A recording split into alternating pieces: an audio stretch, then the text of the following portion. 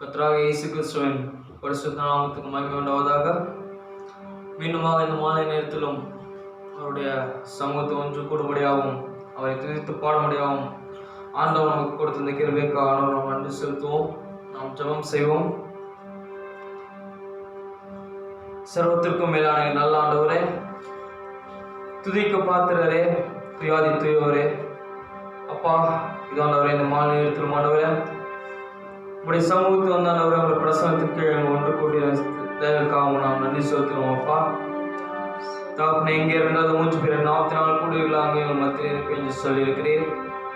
தாப்பனை எங்கள் மத்தியில் வந்தாண்டவரே நீர் வாசம் செய்ய வேண்டும் என்று அவங்களை அழைக்கிறோம். அப்பா தாப்பனை நீர் எங்கள் மத்தியில் வந்தாண்டவரே எங்கள் மத்தியில் வாசம் செய்யும் ஆண்டவரே. இதாண்டவரே மனிதர்களாக நாங்கள் ஆண்டவரே எங்கள் ஆண்டவரை நீர் படைத்த நோக்கமானவரை ஆண்டவரை நாங்கள் ஆராதிக்க வேண்டும் என்பது ஆண்டவரே.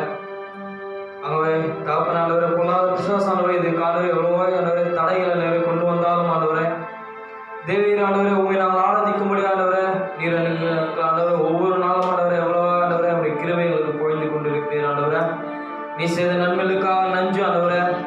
தாப்பன பொல்லாத பிசாசனை எவ்வளவோ எங்களுக்கு போராடும் போது ஆண்டவரை நல்ல தகப்பனாக நீர் எங்களோடு இருந்து ஆண்டவரை இந்த தடைகள் எல்லாம் உடைத்து போட்டு ஆண்டவரை நீர் எங்களோடு இருந்து அந்த வழிநடத்தி கொண்டு இருக்கிறீர் ஆண்டவரே. தகப்பனே நன்றி அப்பா. நீர் ஒவ்வொரு நாளும் எங்களை செய்து கொண்டிருக்கிற நன்மைகளுக்காகவும் நான் நன்றி செலுத்துகிறோம் ஆண்டவரே. ஆண்டவரை இம்மட்டும் ஆண்டவருடைய நாமத்தின் மகிமைக்கு ஆண்டவரை எங்களை எடுத்து பயன்படுத்தி கொண்டிருக்கிறதுக்காகவும் நன்றி செலுத்துகிறோம் அப்பா. தகப்பனை செய்த நன்மைகளுக்காக நன்றி ஆண்டவரே. இது ஆண்டவரை ஒவ்வொரு நாளும் ஆண்டவர்களை போஷித்து ஆண்டவர்களை உடுத்தி ஆண்டவரை இந்த சேதமும் எங்களை அணுகாமல் ஆண்டவரை ஒவ்வொருவரையும் ஆண்டவரை நீர் ஆண்டவரோட ரத்த கோட்டைகள் மறைத்து பாதுகாத்து கொண்டதுக்காக நன்றி செலுத்துகிறோம் ஆண்டவரை. தகப்பனை நாங்கள் ஆண்டவரை இதற்கு ஈடாக என்ன ஆண்டவரை செய்ய முடியும் ஆண்டவரை. தகப்பனை அன்பிற்கு ஈடாக நாங்கள் என்ன ஆண்டவரை செலுத்த முடியுமோப்பா. தகப்பனை நீர் வைத்தாண்டவர் அன்புக்காக நன்றி செலுத்துகிறோம்ப்பா. தகப்பனை நீர் கொடுத்த ஆண்டவரை இந்த கிருபைக்காகவும் ஆண்டவரை உடைய இரக்கத்திற்காகவும் நான் நன்றி செலுத்துகிறோம் ஆண்டவரை. தகப்பனை செய்த நன்மைக்காக நன்றி ஆண்டவரை. ஆண்டவரை கடந்த நாட்கள் நாங்கள் வார்த்தை கேட்டது போல ஆண்டவரை அந்த யோகமானவரை எல்லாவற்றையும் ஆண்டவரை ஜெயம் கொண்டான் ஆண்டவரை. அவனுக்கு எவ்வளவோ ஆண்டவரை துன்பங்கள் வந்த போதும் ஆண்டவரை, அவனோட மரணங்கள் சூழ்ந்த போதும் ஆண்டவரை, வேதனைகள் ஆண்டவரை பெருகிற போதும் ஆண்டவரை அவனோட உங்களுக்கு வார்த்தையில் ஆண்டவரை நீஞ்சாண்டவரை அந்த பொல்லாத பிசாசை ஆண்டவரை அவன் முறியடித்தான் ஆண்டவரை. அந்த ஒரு விசுவாசத்தை ஆண்டவரை எங்களுக்கு தர வேண்டும் என்று ஜெபிக்கிறோம் ஆண்டவரை. அந்த யோகுக்கு இருந்த அந்த விசுவாசத்தை ஆண்டவரை எங்களுக்கு ஆண்டவரை ஊற்ற வேண்டும் என்று ஜெபிக்கிறோம் ஆண்டவரை. ஆண்டவர் அவன் ஆண்டவரை எந்த விதத்திலும் ஆண்டவரை உங்களை ஆண்டவரை துன்பப்படுத்த அவனோட உமக்கு விரோதமான ஒரு வார்த்தையும் ஆண்டவர் அவன் பேசவில்லை ஆண்டவரை. தாப்பனை எவ்வளோ ஆண்டவர் உங்களுடைய அன்பு கூர்ந்தான் ஆண்டவரை. தாப்பனை ஆண்டவரே ஆண்டவரே முற்றிலுமானவரை பார்த்து ஒப்புக்கிறோம்ப்பா. தாப்பனை அவிதமான ஒரு வாழ்க்கையில நான் வாழ உதவி செய்ய மாட்டவரை. பிசாசானவர் எவ்வளோ நெருக்கினாலும் ஆண்டவரை, எவ்வளோ எங்களுக்கு விரோதமாக போராடினாலும் ஆண்டவரை எங்களை தூக்கி விடுகிறதுக்கு ஆண்டவர் ஒரு காலம் எங்களுக்கு உண்டாண்டவரை. அந்த ஆண்டவரை பேத்துருவாண்டவர் ஒரு நாள் கடையில் ஆண்டவர் நடந்து வந்தாண்டவர் கடலுக்குள் மூழ்கின போது ஆண்டவரை அவனை தூக்கி விடாண்டவர் ஒரு கரமானவர் அவனுக்காக ஆண்டவரை இருந்தது ஆண்டவரை. தாப்பனை அது தேவனை இச்சைக்கு மாதவராக இருக்கிறாண்டவரை. பொல்லாத பிசாசானவர் எவ்வளவோ ஆண்டவரை எங்களுக்கு பிரச்சனைகளை கொடுத்து துன்பங்களை கொடுத்து போராட்டங்களை கொடுத்து ஆண்டவரை எங்களுக்கு ஆண்டவரை உலகத்தினால மூழ்கடித்தாலும் ஆண்டவரை ஒவ்வொரு நாளும் ஆண்டவரை எங்களோடு நின்றாண்டவரை நல்ல தகப்பனாகிய நீர் ஆண்டவர் ஒரு தாய் தேய்ச்சது போல எங்களை தேய்ச்சாண்டவரை இம்மட்டுமானவரை நடத்தி கொண்டு வந்திருக்கிற ஆண்டவரை அவரை கிருபைக்கு அவனை இறக்கத்தில் அவன் நன்றி செலுத்துகிறோம்ப்பா. நீர் மேல் வைத்த இறக்கமானவர் எவ்வளவு பெரியதானவரை மண்ணானங்களுக்கான இந்த மண்ணில் வந்தாண்டவருடைய ஜீவனை கொடுத்தீராண்டவரே. தகப்பனே உடைய அன்புக்காக நன்றி செலுத்துகிறோம்ப்பா. தகப்பனே நன்றி ஆண்டவரை. நீ மட்டும் நீராண்டவரை எங்களை பாதுகாத்து வழிநடத்தி வந்ததுக்காக நான் நன்றி செலுத்துகிறோம்ப்பா. சபை பாதுகாத்துக்கிறோம் ஆண்டவரை. சபைக்கு ஒவ்வொரு விசுவாச குடும்பத்தையும் பாதுகாத்துக்கிறோம் ஆண்டவரை. எந்த பொல்லாத விசுவாச ஆகியோட அவளை அணுகாதாலும் ரத்த கோட்டையிலாண்டவர் அவளை மறைத்துக் கொள்ளணும் ஜெபிக்கிறோம் ஆண்டவரை. நீரே அவர்களுக்கு அரணும் கேடவும் திருவுமா இந்த வேண்டத்தை ஜெபிக்கிறோம் ஆண்டவரை. உன்னதமானவர் மறைவிலுக்கும் சர்வலவர் நிழலுக்கு தங்குவான் என்று சொன்ன வார்த்தையின்படி ஆண்டவரை உங்களுடைய செட்டையில் மறைவில் ஆண்டவர் நீ கூட்டி செய்ததற்காக நன்றி ஆண்டவரை. உங்கள் வல்லமையுள்ள வார்த்தையின் கீழானவர் என்னை கூட்டி செய்ததற்காக நன்றி ஆண்டவரை. நீரானவருடைய சிறையில் நிழல் வந்தவர் ஒரு நாள் தள்ளிவிடுகிற தேவன் இல்லை ஆண்டவரை. நீரானவர் உங்களை மார்போடு அழைத்து கொண்டவரை அவரை தேய்ச்சிற தேவனா இருக்கிறீர் ஆண்டவரை. அப்பனே நன்றி அப்பா. இம்மட்டும் நீரை அரவணைத்து எங்களை தேய்ச்சதற்காக நன்றி ஆண்டவரை. எங்களை பாதுகாத்த தயவுக்காக நன்றி செலுத்துகிறோம் அப்பா. இன்றைக்கு நடக்க போகிற ஆர்வமை ஆசீர்வதித்து தாரும் ஆண்டவரை. உடைய நாமம் மகிமை பெறட்டும். தொடக்கம் முதல் முடிவு பெறும் ஆண்டவராக நீரான ஒரு பிரசனத்தை அளிப்பவரை நீரை உணர்த்தி இடைப்பட ஜெபிக்கிறோம் ஆண்டவரை. பாடல்கள் ஜெபங்கள் வார்த்தை இசை எல்லாம் உங்களுடைய நாமத்தின் மகிமைக்கென்று இருக்க உதவி செய்யும். எல்லாவற்றும் பொறுப்பேற்றுகளும் ஆசிரியத்தையும் வழிநடத்தும். நாளை ஆசிரியத்ததற்காக நன்றி. இம்மட்டும் பாதுகாத்து எங்களை வழிநடத்த தேவன் இனிமேலும் எங்களை பாதுகாத்து வழிநடத்த வல்லவராக இருக்கிறீர். நன்றி ஆண்டவரே. எல்லாவற்றும் உடைய கருத்து ஒப்புடுறேன். கர்த்தராக இயேசு கிறிஸ்து விலையேற பெற்ற நாமத்தில் ஜெபிக்கிறேன். ஆமென். Praise the Lord. மலைகள் விலகி போனாலும் பர்வதங்கள் நிலை பெயர்ந்தாலும் அவருடைய கிருபையும் அவருடைய இரக்கமும் நம்ம விட்டு எஞ்சுமே விலகாது. ஆகவே அந்த நல்ல தேவனை போற்று பாடும்படியாய் மலைகள் விலகி போனாலும் பர்வதங்கள் நிலை பெயர்ந்தாலும் அவர் கிருபை அவர் இரக்கம் மாறாது என்ற வாழ்விலை என்ற பாடல் உற்சாகமாக கரங்களை தட்டி பாடலை பாடி ஆண்டவருடைய நாமத்தை மகிமைப்படுத்துவோம்.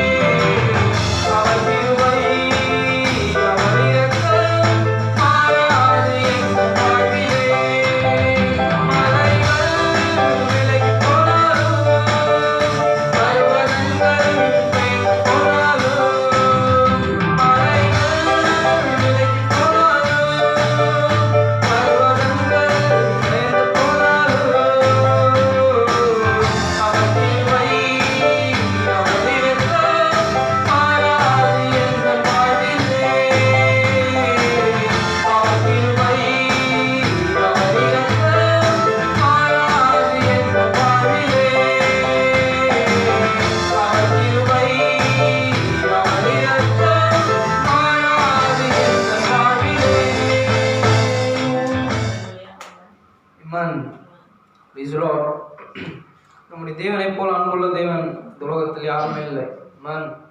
நாம் அவரை விட்டு விலகி செல்லும் போதெல்லாம் நம்மை அவருடைய மார்போடு சேர்த்து அணைத்து கொண்டார். அந்த நல்ல தேவனை புகழ்ந்து பாடும்படியாய் அன்பே அன்பே ஆரோ இருவரவே ஆனந்தம் ஆனந்தமே என்ற பாடல் புத்தகத்தில் 85வது பாடல் உள்ளத்தின் ஆழத்தின் இந்த பாடலை பாடி ஆண்டவருடைய நாமத்தை மேம்படுத்துவோம்.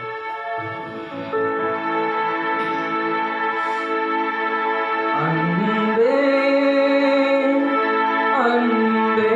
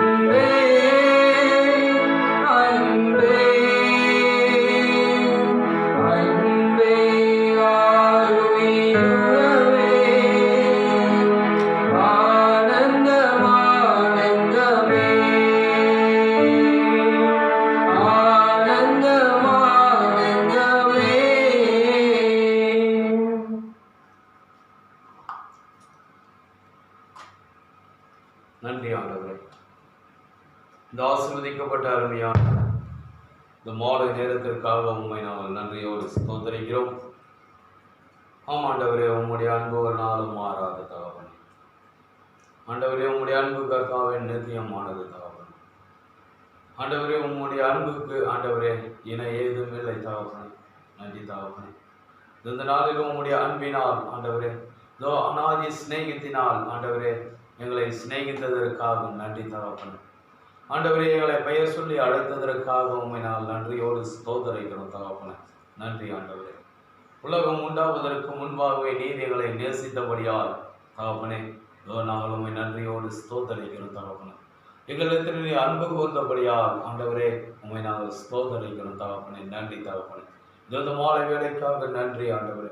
இது மாலை வேலையிலும் தகப்பனே, கர்த்தாவே உம்முடைய அன்பு ஆண்டவரே எங்களை கர்த்தா இந்த பூமியிலே ஜெயமுள்ள ஒரு வாழ்க்கை வாழ செய்கிறது தகப்பனே. ஆண்டவரே, உம்முடைய கர்த்தாவே அநாதி சிநேகம் எங்களை கர்த்தாவே எங்களை இந்த பூமியிலே சத்துருவை மேற்கொள்ளும்படியான ஒரு ஜீவியம் செய்ய ஆண்டவரே கர்த்தாவை நிலைநிறுத்தி இருக்கிறது தகப்பனே. நன்றி ஆண்டவரே. நீர் எங்களை நேசித்தபடியால் தகப்பனே இந்த உன்னதமான செய்திக்கு எங்களை அடைத்திருக்கிறீர். ஆமாண்டவரே, உம்முடைய அன்பு தகப்பனே எங்களை கர்த்தாவே செய்தியாய் ஜீவிக்க செய்திருக்கிறது தகப்பனே. நன்றி ஆண்டவரே, நன்றி. இந்த நாளிலும் எங்களுடைய உள்ளத்தின் ஆழத்திலிருந்து உமக்கு நாங்கள் நன்றி செலுத்துகிறோம் தகப்பனே. நன்றி தகப்பனே. இந்த ஆராதனையை பொறுப்பேற்றுக் கொள்ளும். இந்த ஆராதனையிலும் தகப்பனே நாங்கள் என்ன வார்த்தைகளை அறிந்து கொள்ள வேண்டுமோ அந்த வார்த்தைகளை நீர் எங்களுக்கு பெற்று தாரும் தகப்பனே. இதோ உம்முடைய பிள்ளைகள் எங்கெல்லாம் ஆண்டவரை கூடியிருக்கிறார்களோ ஆண்டவரை எங்கெல்லாம் ஆண்டவர் உம்முடைய கர்த்தா வார்த்தைக்காக ஒன்று கூடி ஆண்டவரே வார்த்தையை சுற்றிலும் ஐக்கியப்படுகிறார்களோ இதோ அவர்கள் மத்தியில் தாப்பனே உங்களுடைய வார்த்தையை ஆண்டவரை அனுப்பி ஆண்டவரை சுகமாக்கும்படியாகும், ஆண்டவரை அவர்களை பலனடைய செய்யும்படியாகும், அவர்களை ஆசீர்வதிக்கும்படியாகும், அவர்களுக்கு ஆண்டவரே தைரியத்தையும் ஆண்டவரே கர்த்தா திட மனதையும் கொடுக்கும்படியாகும் இந்த நேரத்தில் நான் ஜெபிக்கிறேன் தகப்பனே. ஆண்டவரே, பாதுகாத்துக் கொள்ளும் தகப்பனே. மரித்தேன், சதா காலமும் உயிரோடு இருக்கிறேன் என்று சொல்லுகிறீர். ஆமாண்டவரே, நீர் என்றென்றும் ஜீவிக்கிற ஜீவாதிபதியாய் இருப்பதற்காக உமக்கு நாங்கள் நன்றி செலுத்துகிறோம் தகப்பனே. நீர் பாதாளத்தை ஆண்டவரை ஜெயித்தவராய் இருக்கிறீர், மரணத்தை ஜெயித்தவராய் இருக்கிறீர், சத்துருவை ஜெயித்தவராய் இருக்கிறீர்.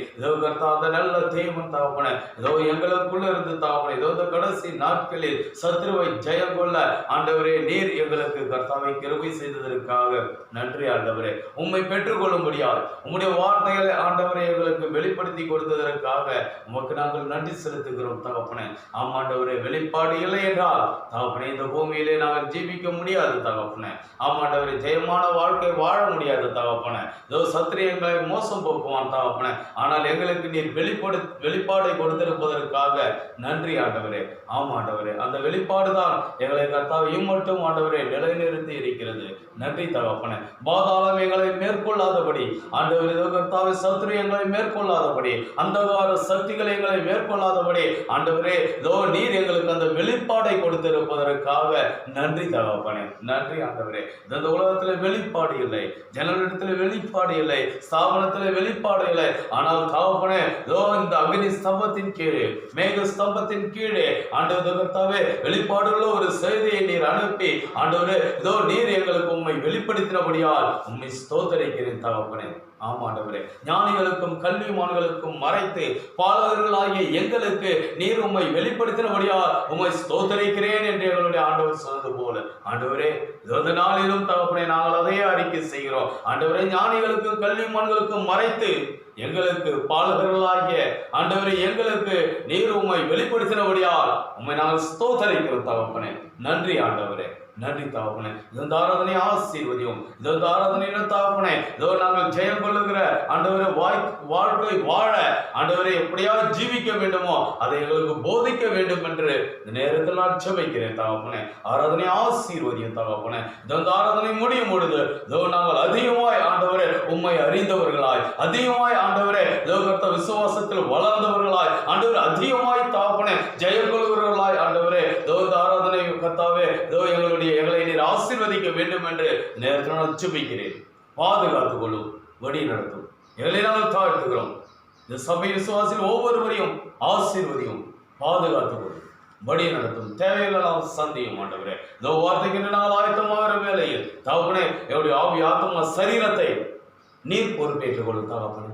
ஆமாண்டவரே, உங்களுடைய வார்த்தைக்கு மாத்திரமே என்னுடைய சிந்தை திறந்திருக்கட்டும் தகப்பனே.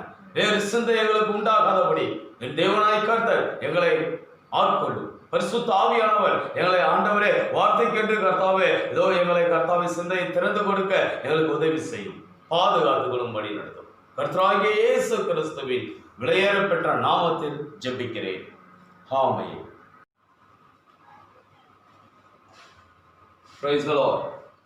கர்த்தருடைய பரிசுத்த நாமத்திற்கு மகிமை உண்டாவதாக. நாம் வேதத்தின் ஒரு பகுதியை வாசிப்போம். 1 யோவான் 5ஆம் அதிகாரம். 1 யோவான் 5ஆம் அதிகாரம் 4வது வசனம். தேவனால் பிறப்பதெல்லாம் உலகத்தை ஜெயிக்கும். நம்முடைய விசுவாசமே உலகத்தை ஜெயிக்கிற ஜெயம். ஆமென். நாம் இன்னொரு வேத வசனத்தையும் வாசிப்போம். வெளிப்படுத்தின விசேஷம் 12ஆம் அதிகாரம். வெளிப்படுத்தின விசேஷம் 12ஆம் அதிகாரம் 11வது வசனம். மரணம் நேரிடுகிறதா இருந்தாலும் அதற்கு தப்பும்படி தங்கள் ஜீவனையும் பாராமல் ஆட்டுக்குட்டியின் இரத்தத்தினாலும் தங்கள் சாட்சியின் வசனத்தினாலும் அவனை ஜெயித்தார்கள். ஆமென். கர்த்தர் தாமே இந்த வசனங்களை ஆசீர்வதிப்பாராக. நீங்கள் யாரும் உட்காரும்படி கிறிஸ்துவுக்குள் அன்போடு கேட்டுக்கொள்கிறேன்.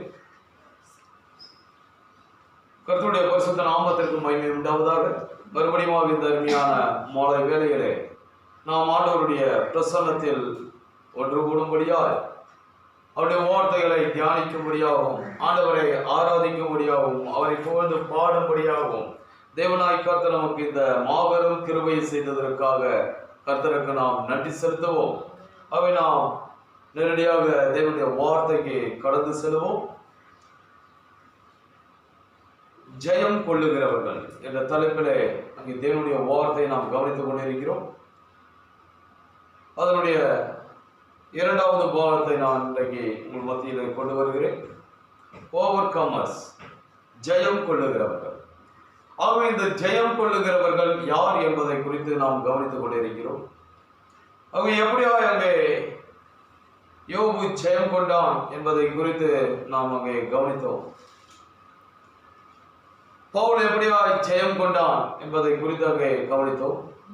அங்கே திருவசி அநேக குறிப்புகளை அந்த ஜெயம் கொள்ளுகிறவர்களை குறித்து அவர் அங்கே கொடுக்கிறார்.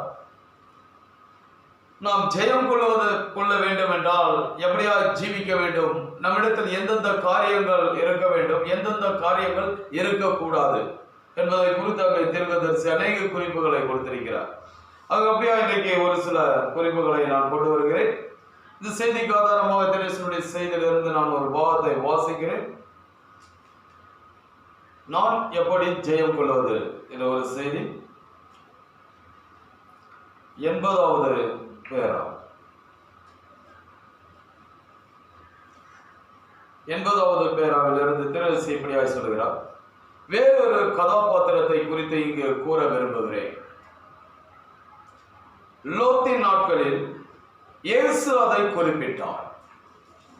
3 பேர் மாத்திரமே ஜெயம் கொண்டனர். லோத்தும் அவனுடைய 2 குமாரத்திகளும். அவனுடைய மனைவி கூட ஜெயம் கொள்ளவில்லை. அவனுடைய மனைவி ஜெயம் கொள்ளவில்லை. லோத்தும் அவனுடைய 2 பெண் பிள்ளைகள். அவனுடைய மனைவி அவள் என்ன செய்தாள் என்றால், அவள் புறப்பட்டால் அவள் முன்னடையாளமாய் இருக்கிறாள். அவள் ஒரு முன்னடையாளமாய் இருக்கிறாள் என்றார். அது சரியாகத்தான் செய்தாள். அவள் சரியாகத்தான் செய்தாள். அந்த லோத்தினுடைய மனைவி என்ன செய்தாள் என்றால், அவள் சரியாக செய்தாள்.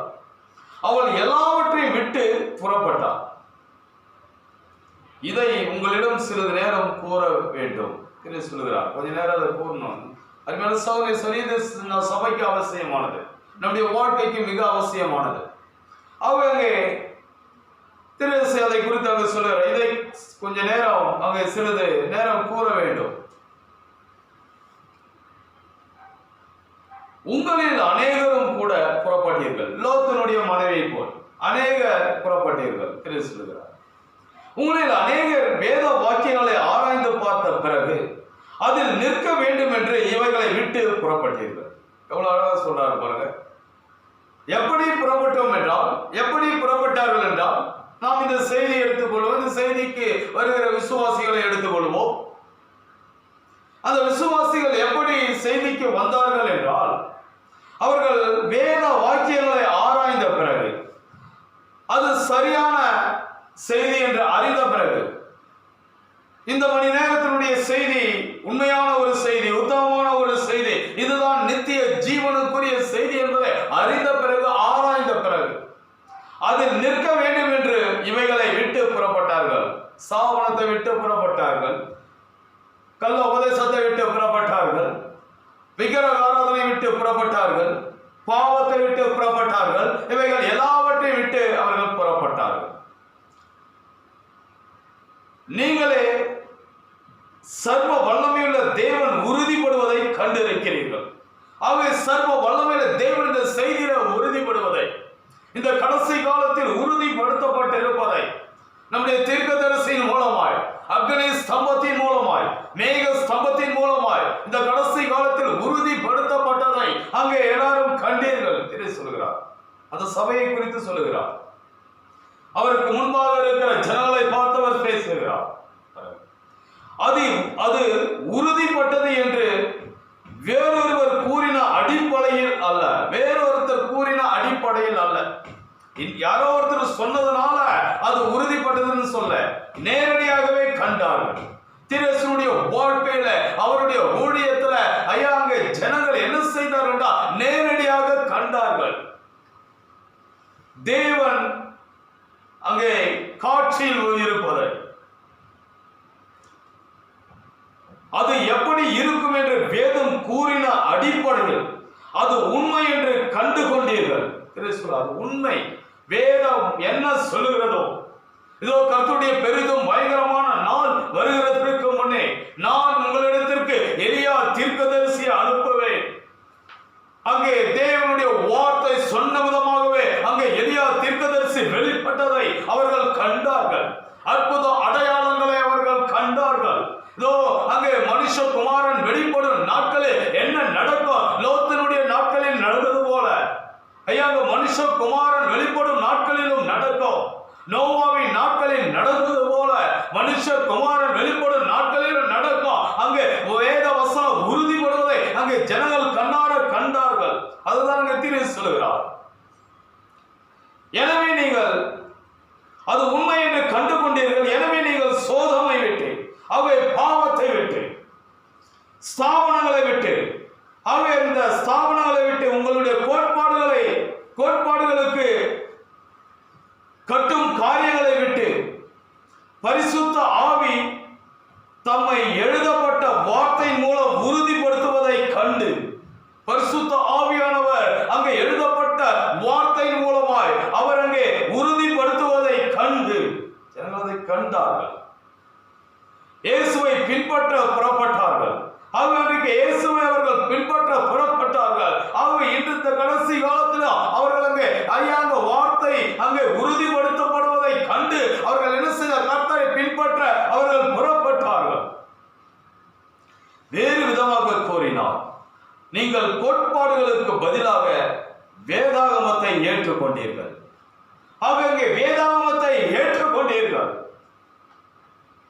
நீங்கள் பின்பற்ற தீர்மானித்தீர்கள்.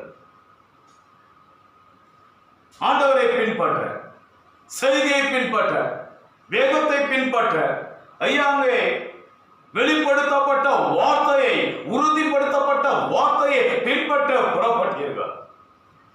நல்லது. லோத்தின் மனைவியும் அதை தான் செய்தார் என்று உங்களுக்கு தெரியுமா? எவ்வளவு அழகா சொல்றாரு பாருங்க. ஐயா லோத்தின் மனைவியும் அதை தான் செய்தார். அவள் என்ன செய்தாள் என்றால், அவள் அங்கே ஐயாங்கே அப்படியாகத்தான் வெளியே வந்தாள். அந்த சோதமை விட்டு வெளியே வந்தாள், அந்த ஸ்தாபனத்தை விட்டு வெளியே வந்தாள், அந்த பாரம்பரியத்தை விட்டு வெளியே வந்தாள். அவளும் புறப்பட்டு வந்தாள். அவள் புறப்பட்டு செல்ல தீர்மானித்து தன் கணவனாகிய லோத்துடனோ தன் பிள்ளைகளுடனோ அன்பார்ந்தவர்களுடன் புறப்பட்டு சென்றாள். எல்லாரும் கூட புறப்பட்டு வந்துட்டாள். ஆனால் அவருடைய இருதயத்தில் புறப்பட்டு செல்ல வேண்டும் எனும் எண்ணம் இருக்கவில்லை. அவருடைய இருதயத்திலேயோ அந்த எண்ணம் இல்லை. பாருங்க, அவள் அப்பொழுதும் உலகத்தில் அன்பு கூர்ந்தாள். எனவே நீங்கள் புறப்பட்டு வெளியே வந்தாலும் உலகம் உங்களுக்குள் இருக்க வழி உண்டு. பாருங்கள், புறப்பட்டு வெளியே வந்தாலும், சாபனத்தை விட்டு வெளியே வந்தாலும், பாவத்தை விட்டு வெளியே வந்தாலும், ஐயா விக்கிரகாரத்தை விட்டு வெளியே வந்தாலும், பாரம்பரியத்தை விட்டு வெளியே வந்தாலும், ஐயா அங்கே என்ன இருக்கிறது என்றால் உலகம் இருக்கிறது. அதனால் அவள் ஜெயம் கொள்ளவில்லை. அவளுக்குள்ளே அங்கே உலகம் இருந்தபடியால், அவளுக்குள்ளே அந்த சோதம் இருந்தபடியால், ஐயா அவளுக்கு உள்ளே ஐயா அந்த சிற்றின்பங்கள் இருந்தபடியால் அவள் ஜெயம் கொள்ளவில்லை. அவளுக்கு அருமையான சகோதரி, நாம் ஜெயம் கொள்ள வேண்டும் என்றால் வெளியே வரும்பொழுது அதை விட்டு விட்டு வர வேண்டும்.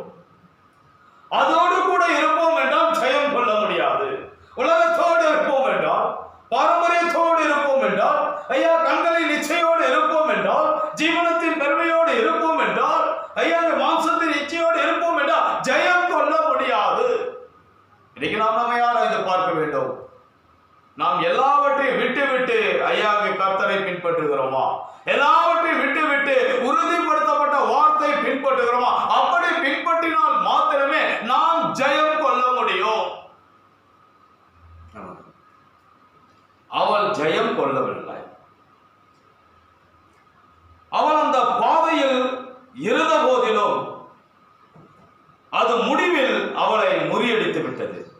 அவள் அந்த பாதையில தான் இருந்தா, அவள் அந்த வழியில தான் இருந்தா, அவள் தூதனுடைய செய்தியிலே தான் இருந்தா, தூதனுடைய ஐயா அந்த செய்தியை தான் பின்பற்றி வந்தாள். ஆனாலும் ஐயா அவளுக்கு உள்ளே அந்த உலகம் இருந்தபடியா அந்த பாதையின் முடிவை அவள் அடைவதற்கு முன்பாகவே அவள் முறியடிக்கப்பட்டு விட்டாள். பாருங்க, இன்னைக்கு அருமையான சகோதரரே, இந்த பாதையின் முடிவிலே இப்போது நமக்காக கர்த்தர் ஒரு தூதனை அனுப்பினார். அந்த தூதனுடைய செய்தியிலே நாம் இருக்கிறோம். இந்த செய்தியிலே முடிவு பரியந்தம் நிலைத்திருக்க வேண்டும். ஐயா இந்த செய்தியிலே வருகிற நம்மிடத்த உலகம் இருக்கக்கூடாது. அர்ப்பணிக்கப்பட்ட தன்னை முழுமையாய் தேவனுக்கு ஒப்பு கொடுக்கப்பட்ட ஒரு வாழ்க்கை இருந்தால் மாத்திரமே நாம் ஜெயம் பெற முடியும். இல்லையென்றால் முறியடிக்கப்பட்டு விடுவோம்.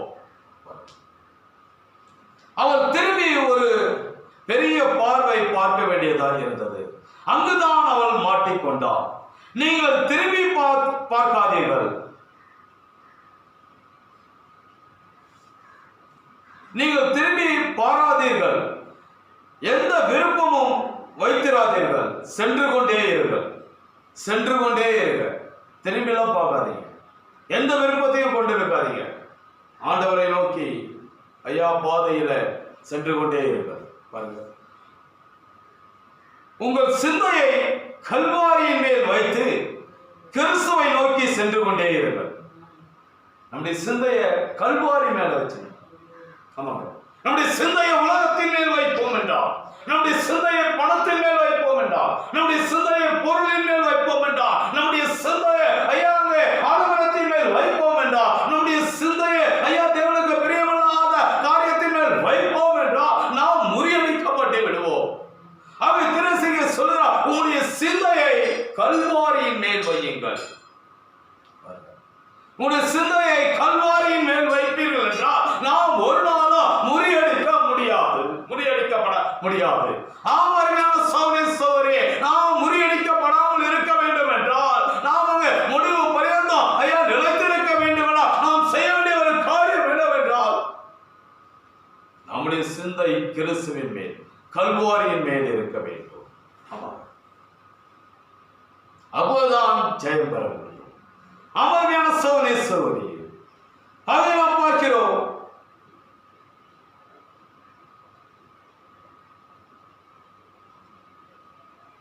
சொல்கிறார், பாருங்கள், அவள் ஜெயம் கொள்ளுகிறவர்களாக புறப்பட்டாள், ஜெயம் கொள்ளுகிறவளாகவே அவள் புறப்பட்டாள். ஆனால் அவளால் ஜெயம் பெற முடியவில்லை. ஆமாங்க, ஆனால் அவள் ஜெயம் கொள்ளவே இல்லை. அவன் ஜெயம் கொள்ளுகிறவளாகத்தான் புறப்பட்டாள், அவள் ஜெயிக்கிறவளாகத்தான் புறப்பட்டாள், ஆனால் ஜெயம் கொள்ளவில்லை. பாருங்க, எவ்வளவு ஒரு கஷ்டமான ஒரு சூழ்நிலை. சோதனை விட்டு ஓடி வந்தார், ஆனால் ஜெயம் பெற முடியவில்லை. அவள் ஸ்தாபனத்தை விட்டு, அவள் லோத்துடன் சோதனை விட்டு வெளி நடந்தாள். ஆனால் அவள் திரும்பி சென்று தன் தலைமயிரை கத்தரித்துக் கொள்ள விரும்பினாள். என்ன தெரியுமா? அவள் திரும்பி செல்ல வேண்டியதாக இருந்தது. அவளால் சோதனையை தாங்க முடியவில்லை. மற்றவர்கள் என்ன செய்கிறாள் என்று அவள் திரும்பி பார்த்தாள். ஓ, எனக்கு சில நல்ல நண்பர்கள் அங்கு இருக்கிறார்கள். அவள் என்ன செய்தாள் என்றால் திரும்பி பார்த்தாள். அவள் ஓடினாள், ஆனால் அருமையான சகோதரி சகோதரியை முடிக்கவில்லை. சாமணத்தை விட்டு வெளியே வந்தால் ஜெயம் பெறவில்லை. சோதனை விட்டு வெளியே வந்தால் ஜெயம் பெறவில்லை. அருமையான சகோதரி சகோதரியே, இந்த அனனியா சப்பிராளை குறித்து அங்கு நாம் காணும் போதும், ஐயா, இவர்களும் அப்படி காணியிருக்கிறார்கள். இந்த லோத்தினுடைய மனைவியை போலதான் இவர்களும் என்ன செய்தார்கள் என்றால், அருமையான சகோதரி சகோதரியே, அவர்கள் ஸ்தாபனத்தை விட்டு வெளியே வந்தார்கள், பாரம்பரியத்தை விட்டு வெளியே வந்தார்கள். அவர்கள் அங்கே அப்போஸ்தலனாகிய பேதுரு அங்கே நின்று, நீங்கள் மனம் திரும்பி ஒவ்வொருவரும் பாவ மன்னிப்பு கண்டு இயேசு கிறிஸ்துவின் நாமத்தில் ஞானஸ்நானம் பெற்றுக்கொள்ள என்று சொன்ன பொழுது அவர்கள் என்ன செய்தார்? மனம் திரும்பி ஞானஸ்நானம் பெற்றார்கள். கர்த்தராகிய இயேசு கிறிஸ்துவின் நாமத்தில் அவர்கள் ஞானஸ்நானம் பெற்றார்கள்.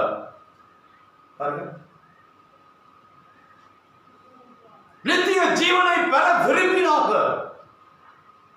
பேதுருடைய பிரசங்கத்தை கேட்டு அவருடைய இருதயம் குத்தப்பட்டு, நாங்கள் என்ன செய்ய வேண்டும் என்றார்கள்.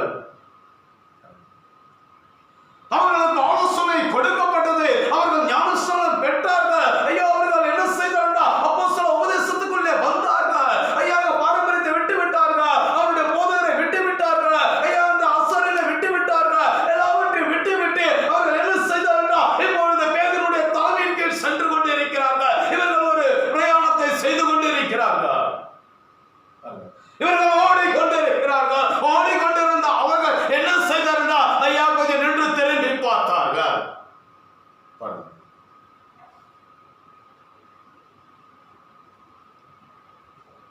அப்போஸ்தலர் 5ஆம் அதிகாரம் 1 அனனியா என்னும் பேருள்ள ஒருவனும் அவனுடைய மனைவியாகிய சப்பிராலும் தங்கள் காணியாட்சியை விற்றார்கள். தன் மனைவி அறிய அவன் கிரயத்திலே ஒரு பங்கை வஞ்சித்து வைத்து ஒரு பங்கை கொண்டு வந்து அப்போஸ்தலருடைய பாதத்தில் வைத்தான். பேதுரு அவனை நோக்கி, அனனியாவே, நிலத்தின் கிரயத்தில் ஒரு பங்கை வஞ்சித்து வைத்து பரிசுத்த ஆவினிடத்தில் பொய் சொல்லும்படி சாத்தான் உன் இருதயத்தை நிரப்பினது என்ன? அதை விற்கும் முன்னே அது உன்னுடையதாய் இருக்கவில்லையோ? அதை விற்ற பின்பும் அதில் கிரயம் உன் வசத்தில் இருக்கவில்லையோ? நீ உன் இருதயத்திலே இப்படிப்பட்ட எண்ணம் கொண்டது என்ன? நீ மனுஷரிடத்தில் அல்ல, தேவனிடத்தில் பொய் சொன்னாய் என்றான். அனனியா இந்த வார்த்தைகளை கேட்கவே விழுந்து ஜீவனை விட்டான். ஆமென். ஆக என்ன பார்க்கிறோம்? இவர்கள் என்ன செய்தார்கள் என்றால், அங்கே ஐயாங்க வெளியே வந்தவர்கள். நம்முடைய அருமையான தீர்க்கதரிசி சொல்லுவது போல, அருமையான சகோதரரே, அன்றைக்கு அவர் அந்த சபையை பார்த்து சொல்ல, அநேக ஜனங்கள் என்ன செய்கிறார்கள் என்றால், ஐயா, அவர்கள் வெளியே வருகிறார்கள். ஆண்டவராகிய இயேசு கிறிஸ்துவை தெய்வமாய் ஏற்றுக்கொள்கிறார்கள். ஆண்டவராகிய இயேசு கிறிஸ்து நாமத்தில் ஞானஸ்நானம் பெறுகிறார்கள். இப்படியாய் பெற்று அந்த மனாந்தர யாத்திரையிலே வந்து கொண்டிருக்கிற அவர்கள் என்ன செய்கிறார்கள்? முற்றிலுமாய் மனம் திரும்பாதபடியினால், அவர்கள் முற்றிலுமாய் தன்னை ஒப்பு கொடுக்காதபடியினால், இவர்கள் என்ன செய்கிறார்கள்? உலகத்தோடு வருவதினால், பாவத்தோடு வருவதினால், அங்கே பாரம்பரியத்தோடு வருவதினால், சிற்றின்பங்களோடு வருவதினால், அந்த பொருளாசையோடு வருவதினால், பணாசையோடு வருவதினால் இவர்கள் என்ன செய்கிறார்கள்? ஜெயம் கொள்வது இல்லை. இவர்கள் தோல்வி அடைகிறார்கள், முறியடிக்கப்படுகிறார்கள், சத்ரு மேற்கொள்ளுகிறார். ஆக இந்த அனனியா சப்பிரால் இதற்கு ஒரு அடையாளமாய் இருக்கிறார், முன்னடையாளமாய் இருக்கிறார்கள்.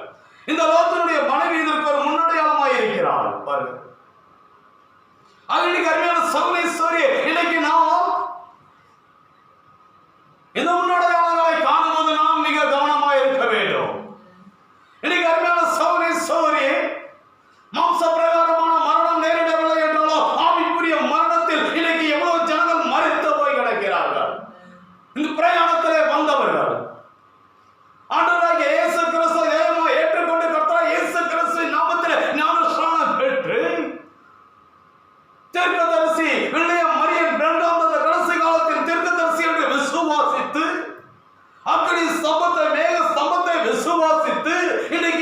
ஜனங்கள் ஐயா அங்கே விழுந்து போய் கிடைக்கிறார்கள். ஏனென்றால் அனனியா சபிராளுடைய ஆவி, லோத்தின் மனைவியினுடைய ஆவி, இந்த ஆவி இருக்கும் பொழுது ஐயா அவர்கள் அங்கே ஜெயம் பெற முடியாது. சத்துருவை நாம் மேற்கொள்ள வேண்டும் என்றால் அதனால சௌரே தன்னை முழுமையாக ஆண்டவருக்கு ஒப்பு கொடுக்க வேண்டும்.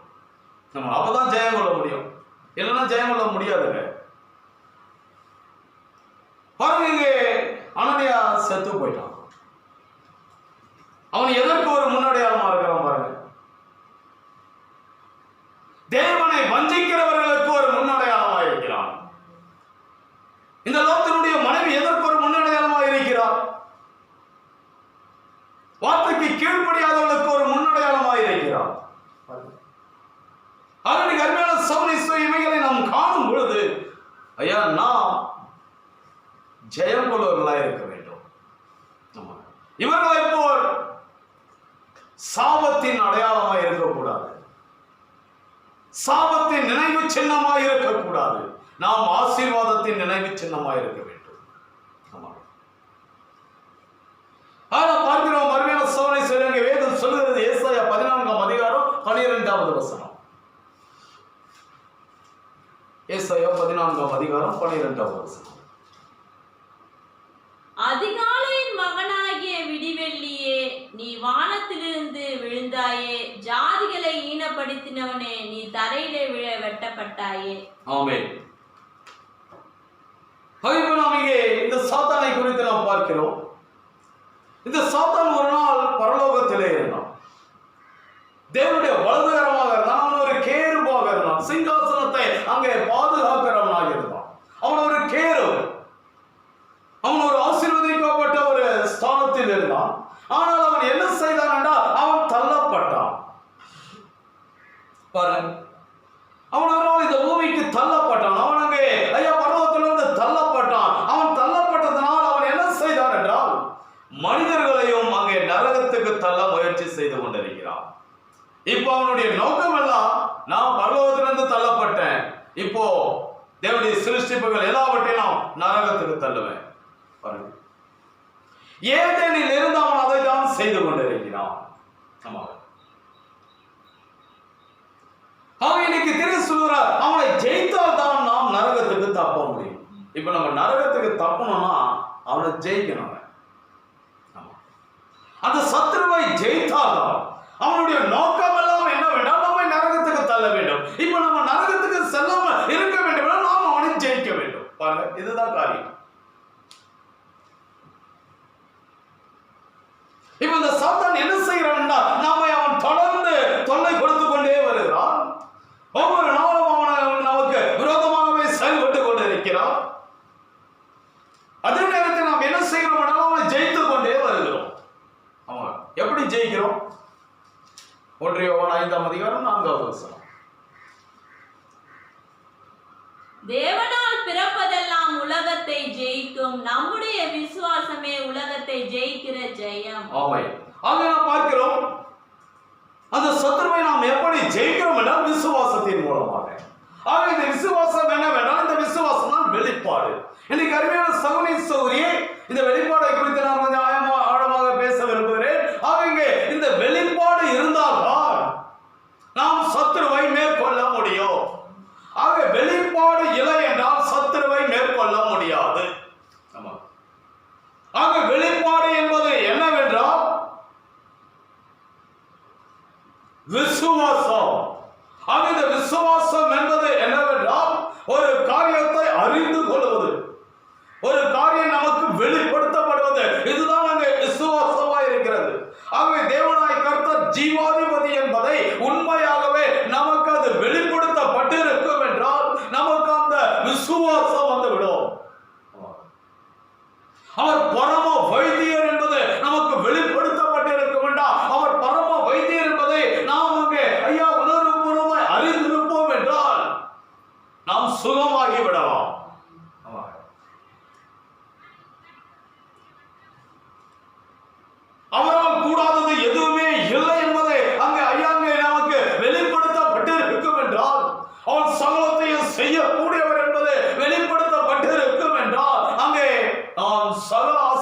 பரலோகத்தையும் சுதந்தரிக்கலாம். ஆமாங்க. அங்க தேவனாய் கர்த்தர் அந்த சாராளிடத்தில் சொல்லுகிறார், தேவனால் கூடாத காரியம் ஒன்று உண்டோ? என்ன சாரால் சிரிக்கிற?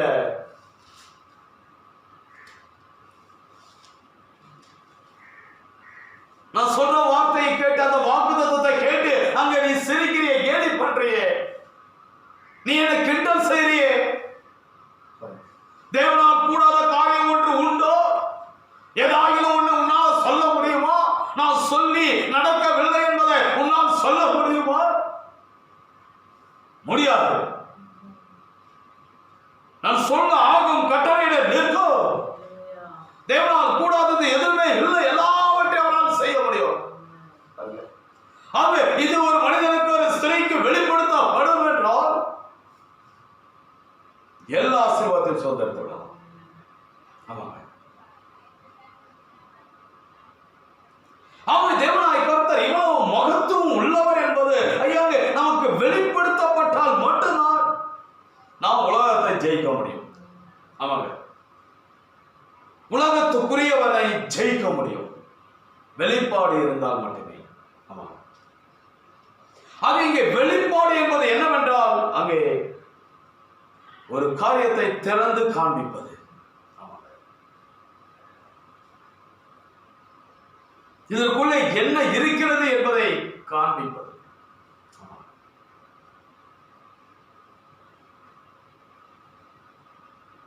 நாம் பார்க்கிறோம், நம்முடைய ஆண்டவர் இடத்துல என்ன உள்ளது என்று நமக்கு ஐயாங்கே காண்பிக்கப்படும் என்றால் நாம் அவருக்காக ஜீவிப்போம்.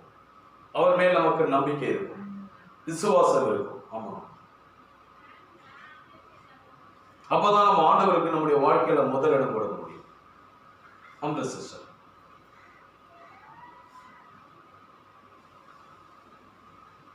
அங்கே நாம் பார்க்கிறோம், மத்தேயு 16ஆம் அதிகாரத்துக்கு நாம் வரும் பொழுது அங்கே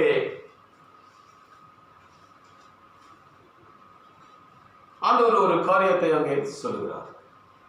இதை குறித்து தீர்க்கதரிசி அங்கே இப்படியாக கூறுகிறார். எபிரேயர் 5:6 அதிகாரம் என்ற தலைப்பில் தீர்க்கதரிசி பிரசங்கிக்கிறார்.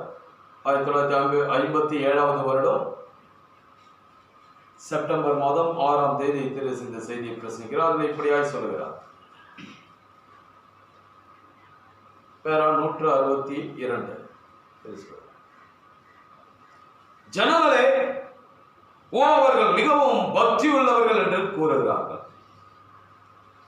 அங்கே ஜனங்களோ அவர்கள் மிகவும் பக்தி உள்ளவர்கள் என்று கூறுகிறார்கள். அநேகரை பக்தி உள்ளவர்கள் என்று கூறுகிறார். இப்ப ஸ்தாபனத்தில் பார்த்தீங்கன்னா அவங்க ரொம்ப பக்தியா இருப்பது போலதான் தெரியும்.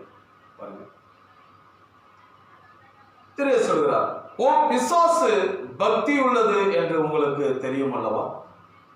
பிசாசுக்கும் பக்தி இருக்குது. ஆமா. காயின் ஆபேலை போல பக்தி உள்ளவனாய் இருந்தான், அவனுக்கும் பக்தி இருக்கு.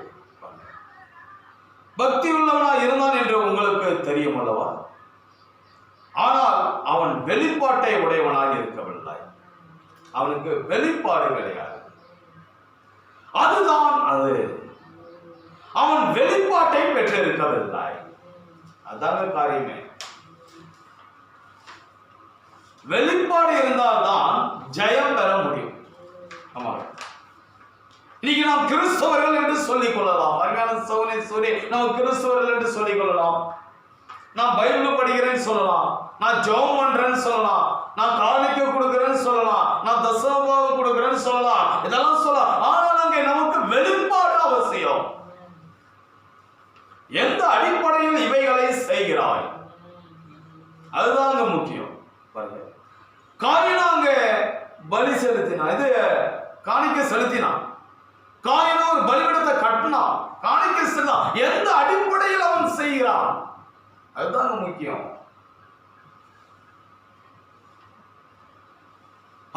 நாம் எல்லோரும் சபைக்கு செல்கிறோம், ஆனால் சிலரே ஜீவனை பெற்றவர்களாக இருக்கிறார்கள்.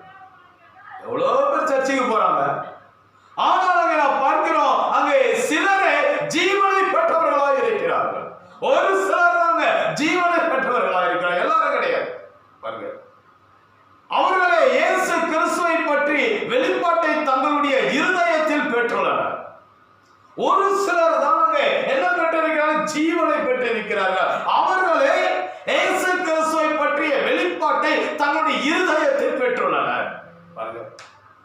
எல்லாரும் கிடையாதுங்க.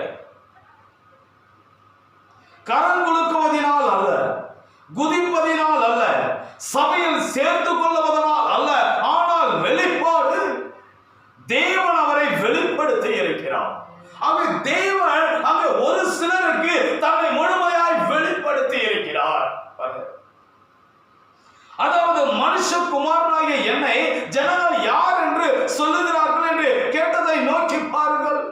அங்கே மத்தேயு 16ஆம் அதிகாரத்தில் 13 18 வரை வாசிக்கும் பொழுது அங்கே தேவனாகிய கர்த்தர், அங்கே கர்த்தராகிய இயேசு கிறிஸ்து என்ன செய்தார் என்றால், அங்கே சீமோனாகிய பேதுருவிடத்தில் பேதுரு அங்கே சீஷர்கள் எல்லாரும் வருகிறார்கள். அங்கே ஒரு இடத்துல வந்து உட்கார்ந்து அவரிடத்தில் கேட்கிறார், மனுஷகுமாரனாகிய என்னை ஜனங்கள் யார் என்று சொல்லுகிறார்கள் என்று கேட்டதை நோக்கி பாருங்கள். அதற்கு அவர்கள் சிலர் உம்மை தீர்க்கதரிசி என்றும் வேறு சிலர் உம்மை எலியா என்றும் சொல்லுகிறார்கள் என்றார்கள். அப்பொழுது அவர், நீங்கள் என்னை யார் என்று சொல்லுகிறீர்கள் என்று கேட்டார். நீங்க என்ன யாருன்னு சொல்றீங்க? அப்பொழுது பேதுரு, நீர் ஜீவனுள்ள தேவனுடைய குமாரனாகிய கிறிஸ்து என்றான். அது அவனுடைய உதடுகளில் இருந்து வந்ததாயிருக்கவில்லை. அது அருமையான சகோதரி சகோதரி, அவனுடைய உதடுகளில் இருந்து அது வரவில்லை. அதற்கு அவர், யோனாவின் குமாரனாகிய சீமோனே, நீ பாக்கியவான், மாம்சமும் இரத்தமும் இதை உனக்கு வெளிப்படுத்தவில்லை, நீ இதை ஏதோ ஒரு வேதாகம நெறிமுறைகளில் அல்லது ஏதோ ஒரு இறையியல் கருத்தரங்கில் ஒருபோதும் கற்கவே இல்லை. நீ பாக்கியவான், மாம்சமும் இரத்தமும் இதை உனக்கு வெளிப்படுத்தவில்லை, பரலோகத்தில் இருக்கிற என் பிதா இதை உனக்கு வெளிப்படுத்தினார். இந்த கல்லின் மேல் என் சபையை கட்டுவேன், பாதாளத்தின் வாசல்கள் அதை மேற்கொள்வது இல்லை என்றார். நாம் பார்க்கிறோம், அங்கு ஒரு வெளிப்பாடு. இந்த பேதுருவுக்கு ஒரு வெளிப்பாடு இருந்தது. அங்கே எல்லா ஜனங்களும் இவரை அங்கே பெயர் சொல் என்று சொல்லுகிறார்கள். ஒரு சிலர் எலியா என்று சொல்லுகிறார்கள், ஒரு சிலர் எரேமியா என்று சொல்லுகிறார்கள், ஒரு சிலர் இவர் தீர்க்கதரிசிகளில் ஒருவர் என்று சொல்லுகிறார்கள். அங்கே ஒவ்வொருவர் ஒவ்வொரு காரியத்தை அவர்கள் சொல்லிக் கொண்டிருக்கிறார்கள். ஆனால் இந்த பேதுரு சொல்கிறார், நீர் ஜீவனுள்ள தேவனுடைய குமாரனாகிய கிறிஸ்து. அது என்னவென்றால் அதுதான் வெளிப்பாடு. இயேசு கிறிஸ்து யார் என்ற அந்த தெய்வீக வெளிப்பாட்டின் மூலமாகத்தான் பாதாளத்தின் வாசல்களை மேற்கொள்ள முடியும், ஜெயம் கொள்ள முடியும். இன்னைக்கு நாம் ஜெயம் பெற வேண்டும் என்றால், இந்த பூமியில ஐயா ஜெயமான ஒரு வாழ்க்கை வாழ வேண்டும் என்றால், இந்த கொள்ளை நோய் ஐயா, இங்கே வாதைகள், இன்றைக்கு பாவங்கள், இன்றைக்கு விக்கிரக ஆராதனைகள், இன்றைக்கு அசுத்தங்கள், இன்றைக்கு மரணங்கள், இவைகளை மேற்கொள்ள வேண்டும் என்றால், இன்றைக்கு அருமையான சகோதரரே, இவைகளை ஜெயம் கொள்ள வேண்டும் என்றால் நமக்கு வெளிப்பாடு அவசியம். வெளிப்பாடு இருந்தால் தான் இவைகளை மேற்கொள்ள முடியும். வெளிப்பாடு இல்லை என்றால் நாம் இவைகளை மேற்கொள்ள முடியாது. பார்க்கிறோம், ஆண்டவராகிய இயேசு கிறிஸ்து பிலிப்பி செசரியா திசைகளில் அவர் வரும் பொழுது, மத்தேயு 16ஆம் அதிகாரம் 13 18 வரை. பின்பு இயேசு பிலிப்பு செசரியாவின் திசைகளில் வந்தபோது தம்முடைய சீஷரை நோக்கி, மனுஷகுமாரனாகிய என்னை ஜனங்கள் யார் என்று சொல்கிறார்கள் என்று கேட்டார். அதற்கு அவர்கள், சிலர் உம்மை யோவான் ஸ்நானகன் என்றும், சிலர் எலியா என்றும், வேறு சிலர் எரேமியா அல்லது தீர்க்கதரிசிகளில் ஒருவர் என்றும் சொல்கிறார்கள் என்றார்கள். அப்பொழுது அவர், நீங்கள் என்னை யார் என்று சொல்கிறீர்கள் என்று கேட்டார். சீமோன் பேதுரு பிரதியுத்தரமாக, நீர் ஜீவனுள்ள தேவனுடைய குமாரனாகிய கிறிஸ்து என்றான். இயேசு அவனை நோக்கி, யோனாவின் குமாரனாகிய சீமோனே, நீ பாக்கியவான், மாம்சமும் இரத்தமும் இதை உனக்கு வெளிப்படுத்தவில்லை, பரலோகத்தில் இருக்கிற என் பிதா இதை உனக்கு வெளிப்படுத்தினார். ஆமென். ஆகிய நாம் என்ன காண்கிறோம்? இயேசு கிறிஸ்து பிலிப்பி செசரியாவின் திசைகளில் வந்தபோது பாருங்க, இப்போது அங்கே ஆண்டவராகிய இயேசு கிறிஸ்து ஊழியத்தின் பாதையில் அவர் சென்று கொண்டிருக்கிறார். அவருடைய சீஷர்கள் அங்கே அவரை பின்பற்றி வந்து கொண்டிருக்கிறார்கள். அப்படியே அவர்கள் வந்து கொண்டிருக்கிற வேளையிலே அவர்கள் அங்கே அந்த பிலிப்பி செசரியாவினுடைய வழியாக அவர் வருகிறார். அந்த பிலிப்பி செசரியாவினுடைய திசைகளில் வந்த பொழுது அவர் என்ன செய்தார் என்றால், தாகம் என்ற செயலை திருகசி இப்படியாய் சொல்லுகிறார். அவர் அங்கே அந்த யோர்தான் நதியானது என்ன செய்தது என்றால், அது அங்கே அந்த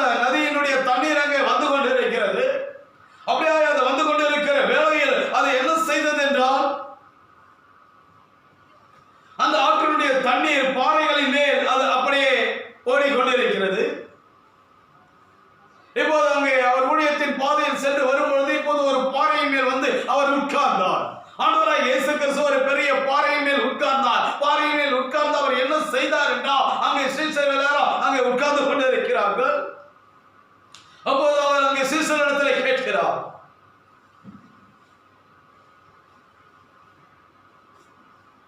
மனுஷகுமாரனாகிய என்னை ஜனங்கள் யார் என்று சொல்லுகிறார்கள்?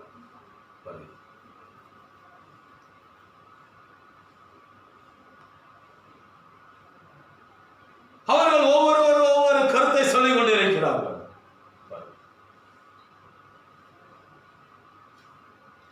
அப்போது அவர் என்ன சொல்லுகிறார் என்றால், அங்கே பேதுரு நீ ஜீவனுள்ள தேவனுடைய குமாரனாய் கிறிஸ்து என்று சொல்லும் பொழுது அங்கே ஆண்டவராய் இயேசு கிறிஸ்து சொல்லுகிறார், இதை மாம்சமும் ரத்தமும் உனக்கு வெளிப்படுத்தவில்லை, பரலோகத்தில் இருக்கிற பிதா உனக்கு இதை வெளிப்படுத்தியிருக்கிறார்.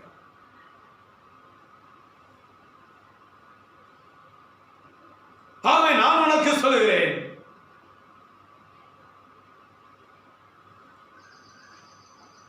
நான் உனக்கு சொல்லுகிறேன், நீ பேதுருவாயிருக்கிறாய், இந்த கல்லின் மேல் என் சபையை கட்டுவேன், பாதாளத்தின் வாசல்கள் அதை மேற்கொள்வது இல்லை என்றார். இப்போது அவர் அங்கே அப்படியாய் சொல்லுகிறார். அவர் அப்படியாய் சொல்வதற்கு காரணம் என்னவென்றால், அவர் அங்கே உட்கார்ந்து கொண்டிருக்கிற இடம் எப்படிப்பட்ட ஒரு இடம் என்றால், அந்த பிலிப்பி செசரியாவின் அருகிலே அந்த இடத்திலே அந்த யோர்தான் நதி ஓரத்திலே அங்கே அவர்கள் அந்த ஜனங்கள் என்ன செய்தார்கள் என்றால், பாறைகளை குடைந்து அதற்கு உள்ளே பாதாள தேவதை என்ற ஒரு சிலையை அவர்கள் வைத்திருக்கிறார்கள். இப்போது அந்த சிலையை அவர்கள் அங்கே வணங்குகிறார்கள். அது பாதாள தேவதை. அந்த பிலிப்பி செசரியா என்ற அந்த இடத்துல யோர்தான் நதி அங்கே அங்கே பாய்ந்து வருகிற அந்த இடத்துல அவர்கள் அங்கே அப்படியாக ஒரு கோவிலை கட்டி வைத்திருக்கிறார்கள்.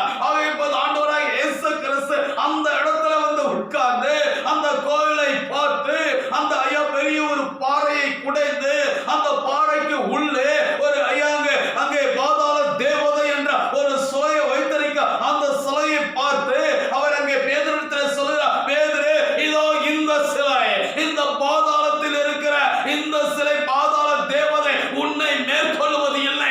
ஏனென்றால் உனக்கு நான் யார் என்ற வெளிப்பாடு இருக்கிறது. இது உன் மனிதர்களை பாதாளத்துக்கு இழுத்துக் கொண்டிருக்கிற பிசாசு. இது பாதாளத்துக்கு அழைத்து அங்கே ஜனங்களை அழைத்து செல்லுகிற ஒரு தேவதை. ஆனால் இது உன்னை மேற்கொள்ள முடியாது. இந்த பாதாள தேவதை, இந்த பாதாள பிசாசு உங்களை மேற்கொள்ள முடியாது. ஏனென்றால் உனக்கு விசுவாசம் இருக்கிறது, வெளிப்பாடு இருக்கிறது.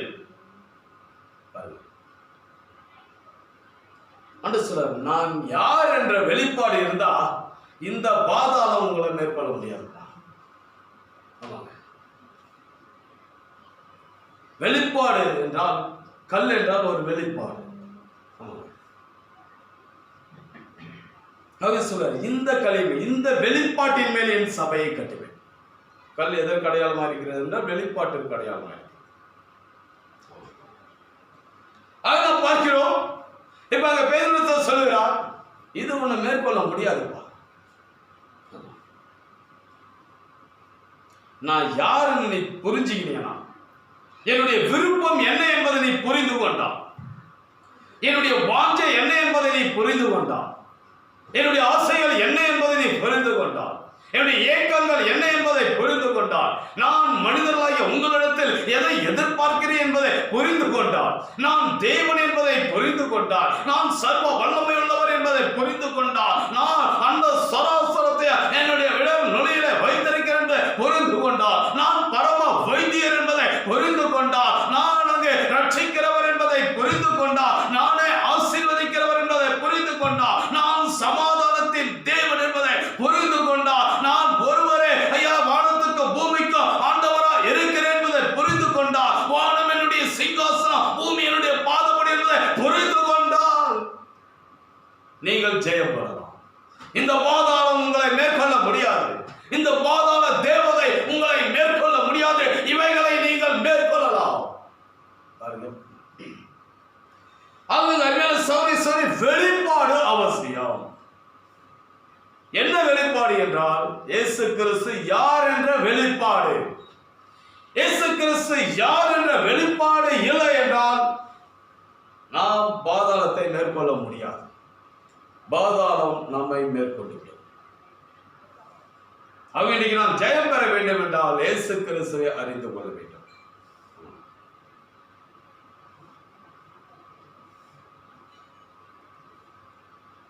வேத வசனங்களை ஆராய்ந்து பாருங்கள், அதில் உங்களுக்கு நித்திய ஜீவன். வேத வசனம் தான் என்னது? வார்த்தை தான் யாரு? இயேசு கிறிஸ்து. இயேசு கிறிஸ்துவை நீ ஐயா ஆராய்ந்து பார்த்தேன், அவரை நீ அறிந்து கொண்டேனா நித்திய ஜீவன். ஆமா, அதை பார்க்கிறோம். ஆண்டவராகிய இயேசு கிறிஸ்துவை நாம் அறிந்து கொள்ள வேண்டும். இயேசுவை அறிந்து கொள்ளவில்லை என்றால் நமக்கு ஜீவன் இல்லை. அருமையான சகோதரி, பேதுரு அறிந்து கொண்டான் அவர் யார். ஆகவேதான் அவன் என்ன செய்தான் என்றால் அவருக்காக ரத்த சாட்சியை மறிக்கிறான். என்னை சிலுவையிலே தலைகீழாக அறையுங்கள் என்று சொல்லுகிறான். என் ஆண்டவரை போல நான் மறிக்க எனக்கு விருப்பமில்லை. என்னுடைய ஐயா அந்த இரட்சகரை போல மறிக்க நான் விரும்பவில்லை. அதற்கு நான் பாத்திரவான் இல்லை. ஆகவே என்னை தலைகீழாக அறையுங்கள் என்றான். ஏனென்றால் அவனுக்கு வெளிப்பாடு இருந்தது. இயேசு கிறிஸ்து யார் என்ற வெளிப்பாடு. அவருடைய அருமையான சகோதரி, நமக்கு இயேசு கிறிஸ்து யார் என்ற வெளிப்பாடு தேவை. வெளிப்பாடு இல்லை என்றால் நாம் ஜெயம் பெற முடியாது. வெளிப்பாடு என்பது அவருடைய விருப்பம். அவர் எதை விரும்புகிறார் அதுதான் வெளிப்பாடு. அவர் விரும்புகிறதை செய்யவில்லை என்றால் ஜெயம் கிடையாது, ஜெயிக்க முடியாது.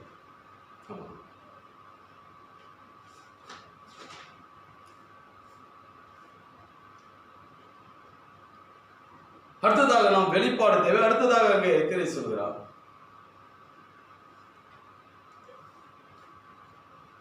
வெளிப்படுத்தின விசேஷம் 1ஆம் அதிகாரம் 17-18 வசனத்தை.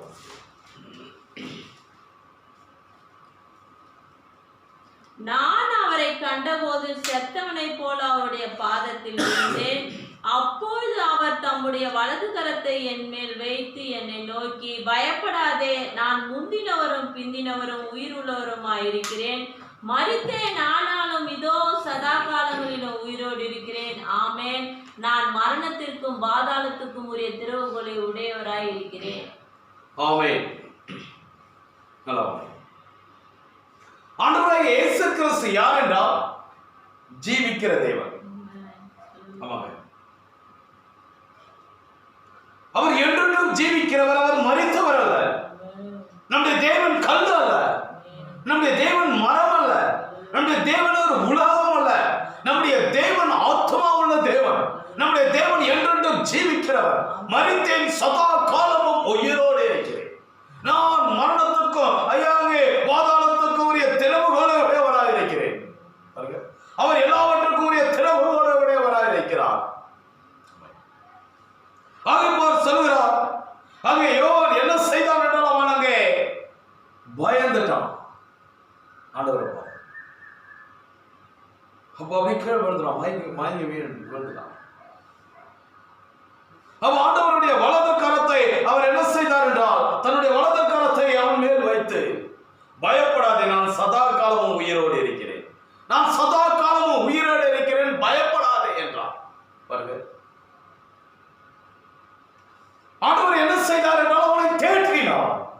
நீ பயப்படாதப்பா, நான் இருக்கிறேன்பா, உன்னை பாதுகாக்க, உன்னை ரட்சிக்க, ஐயா உனக்கு பலம் கொடுக்க, உன்னை தேற்ற, உன்னை தப்புவிக்க, உனக்கு நித்திய ஜீவனை கொடுக்க, நான் ஜீவிப்பது போலவே நித்தியமாக நீயும் ஜீவிக்கலாம், ஆகவே நான் இருக்கிறேன் என்று அவர் என்ன செய்தார்? தன்னுடைய வலது கரத்தை அவன் மேல் வைத்து அவனை அங்கே எழுப்புகிறார். பாருங்க, அவிதமாக இன்றைக்கு அருமையான சகோதரி, ஆண்டவராகிய இயேசு கிறிஸ்து நம்மை தேற்றிக் கொண்டிருக்கிறார். பயப்படாதே, நான் ஜீவிக்கிறேன். பாருங்க, இன்னைக்கு அங்கே அன்றைக்கு யோவானை எப்படியாய் அவர் தேற்றினாரோ, எப்படியாய் அவனை அங்கே ஐயா தட்டி கொடுத்தாரோ, பயப்படாதே என்று ஆறுதலாய் அவனிடத்தில் பேசினாரோ,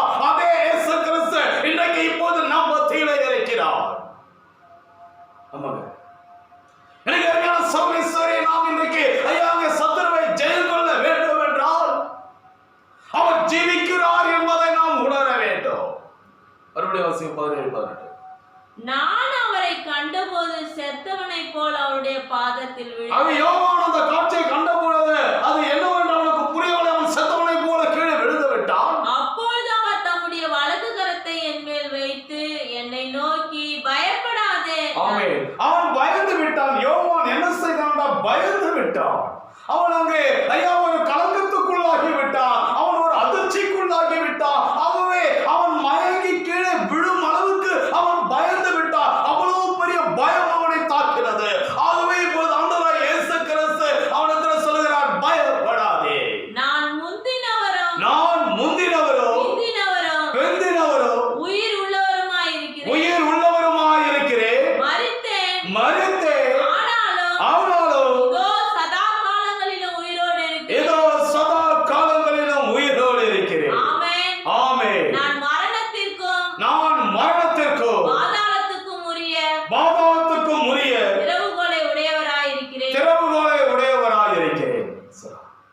அடுத்து சொல்றாரு, பயப்படாதே யோவான்.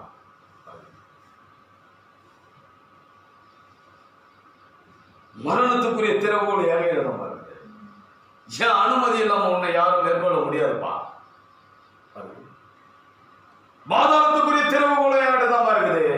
ஏன் அனுமதி இல்லாம உன்னை யாரும் பாதாளத்துக்கு எடுத்துட்டு போக முடியாதுப்பா. ஆண்டவர் சொல்றாரு, பயப்படாத யோவான், எல்லாமே ஏன் கட்டுப்பாட்டுல தான் இருக்குது. எனக்கு அருமையான சகோதரி, இன்னைக்கு நாம் அங்கே ஜெயம் கொள்ள வேண்டும் என்றால் இதை நாம் உணர வேண்டும். இந்த ஒரு வெளிப்பாடு நமக்கு தேவை. ஆண்டவராய் இயேசு கிறிஸ்து யோவானுக்கு அந்த வெளிப்பாடை கொடுக்கிறார். யோவான், நீ பயப்படாத யோவான், நான் மரணத்துக்குரிய திறவுகோல் என்கிட்ட இருக்குது, பாதாளத்துக்குரிய திறவுகோல் என்கிட்ட இருக்குது. ஆகவே நான் அந்த மனிதன் சதா காலம் உயிரோடு இருக்கிறேன். ஆகவே நான் ஜீவனுள்ள தேவன், நாம் ஜீவிக்கிற தேவன், என்றென்றும் ஜீவிக்கிற தேவனால். ஆகவே நீ பயப்படாதே.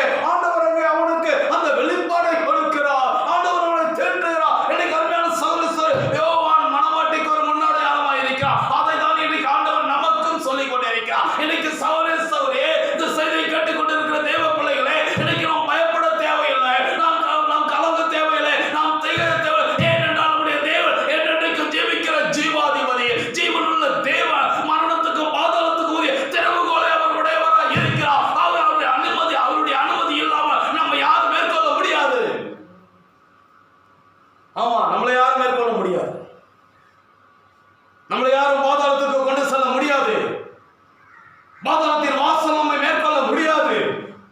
ஏனென்றால் நமக்கு வெளிப்பாடு இருக்கிறது. பேதுருக்கு இருந்த அந்த வெளிப்பாடு, பேதுருவிடம் சொல்கிறார், இந்த கல்லின் மேல் சபையை கட்டுவேன், பாதாளத்தின் வாசல்கள் இதை மேற்கொள்வது இல்லை. இந்த பாதாளத்தின் வாசல் இதை மேற்கொள்ள முடியாது பேதுரு.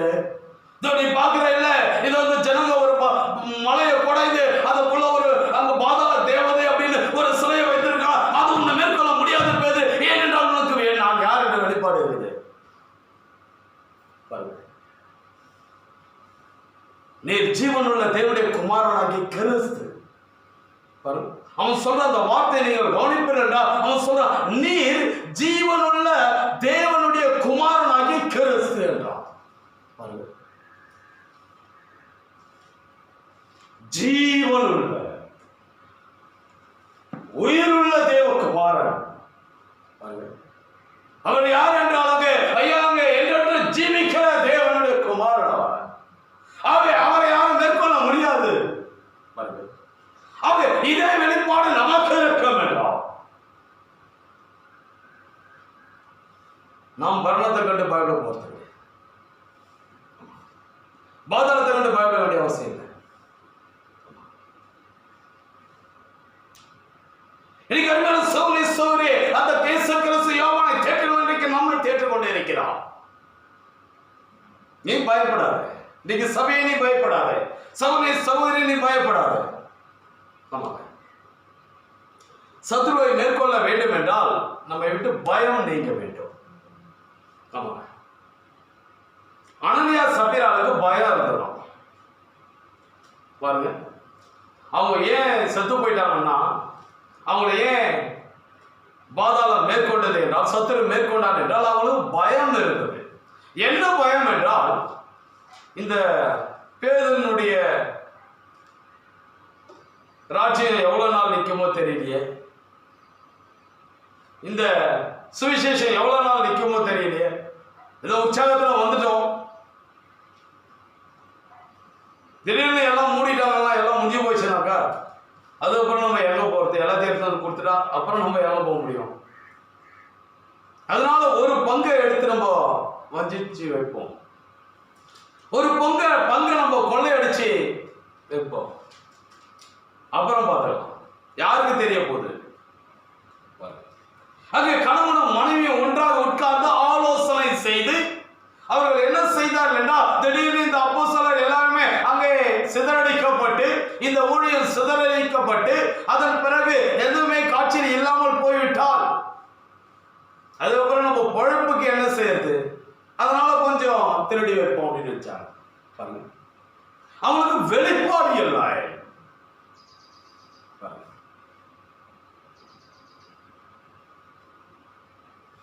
மனுஷனால் உண்டாயிருந்தால் அது நிலை நிற்காது, தேவனால் உண்டாயிருந்தா அதை ஒரு நாளும் அழிக்க முடியாது, அது என்றென்றைக்கும் நிலைத்திருக்கும்.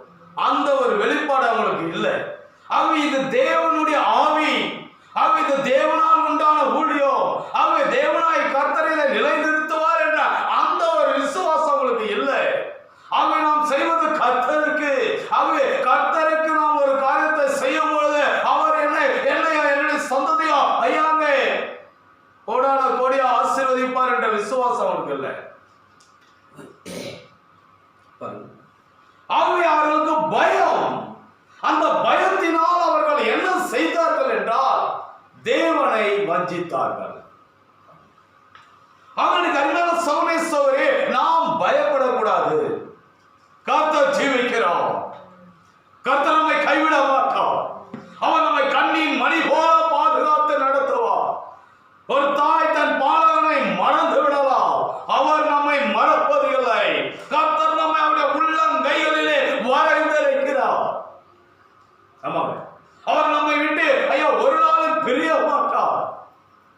அந்த ஒரு விசுவாசம், அந்த ஒரு வெளிப்பாடு இருக்கும் என்றால் நம்ம என்ன பண்ணுவோம்? பயப்பட மாட்டோம். ஆண்டவருக்காக எதை வேணாலும் இழப்போம், எதை வேணுமானாலும் செய்வோம். அவங்க இந்த அனனியா சப்பீராளுக்கு பயம் இருந்தபடியால் தான் அவங்க என்ன செய்தார்கள் என்றால் மரித்து போனார்கள். ஆண்டவர் சொல்லுகிறார், யோவானை பார்த்து, யோவான் பயப்படாதே, நான் ஜீவிக்கிற தேவன்.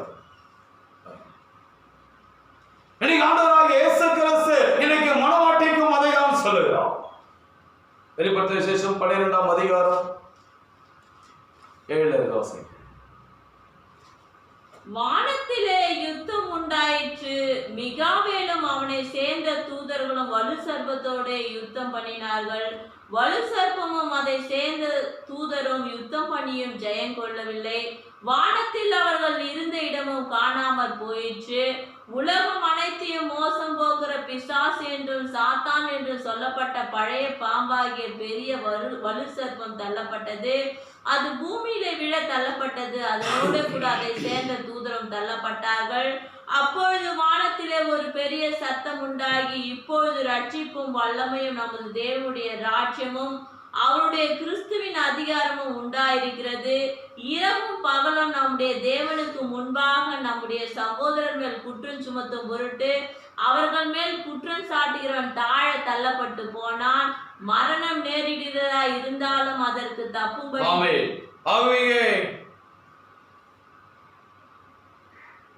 சொல்லுகிறது. வானத்திலே யுத்தம் உண்டாயிற்று, மிகாவேலும் அவனை சேர்ந்த தூதர்களும் வலு சர்ப்பத்தோடு யுத்தம் பண்ணினார்கள்.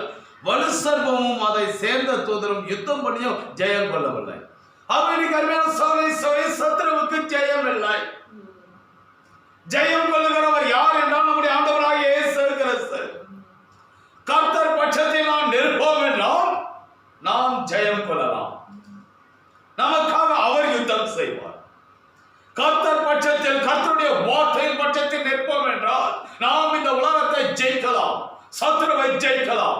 அமர்மையான சகோதரி சகோதரி, கொலை நோய்களை ஜெயிக்கலாம், வாதைகளை ஜெயிக்கலாம், பாவங்களை ஜெயிக்கலாம், தரித்திரத்தை ஜெயிக்கலாம், பஞ்சங்களை ஜெயிக்கலாம், பட்டினியை ஜெயிக்கலாம், ஐயா கஷ்டத்தை ஜெயிக்கலாம், வேதனைகளை ஜெயிக்கலாம். எப்பொழுது என்றால் நாம் கர்த்தர் பட்சத்தில் நிற்கும் பொழுது.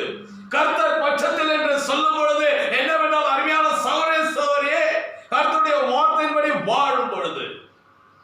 ஆமா, கர்த்தர் பட்சத்தில் நிற்கும் போது அப்படின்னா சர்ச்சைக்கு வந்து ஒரு மூலையில நிக்கிறது இல்ல, பைபிளை கையில வச்சுக்கிறது இல்ல. ஐயா அங்கே செய்தியின்படி ஜீவிப்பது, வார்த்தையின்படி ஜீவிப்பது. ஆண்டவருடைய வார்த்தையின்படி நாம் ஜீவிப்போம் என்றால் கர்த்தர் நமக்காக யுத்தம் செய்வார், நாம் ஜெயம் கொள்ளலாம்.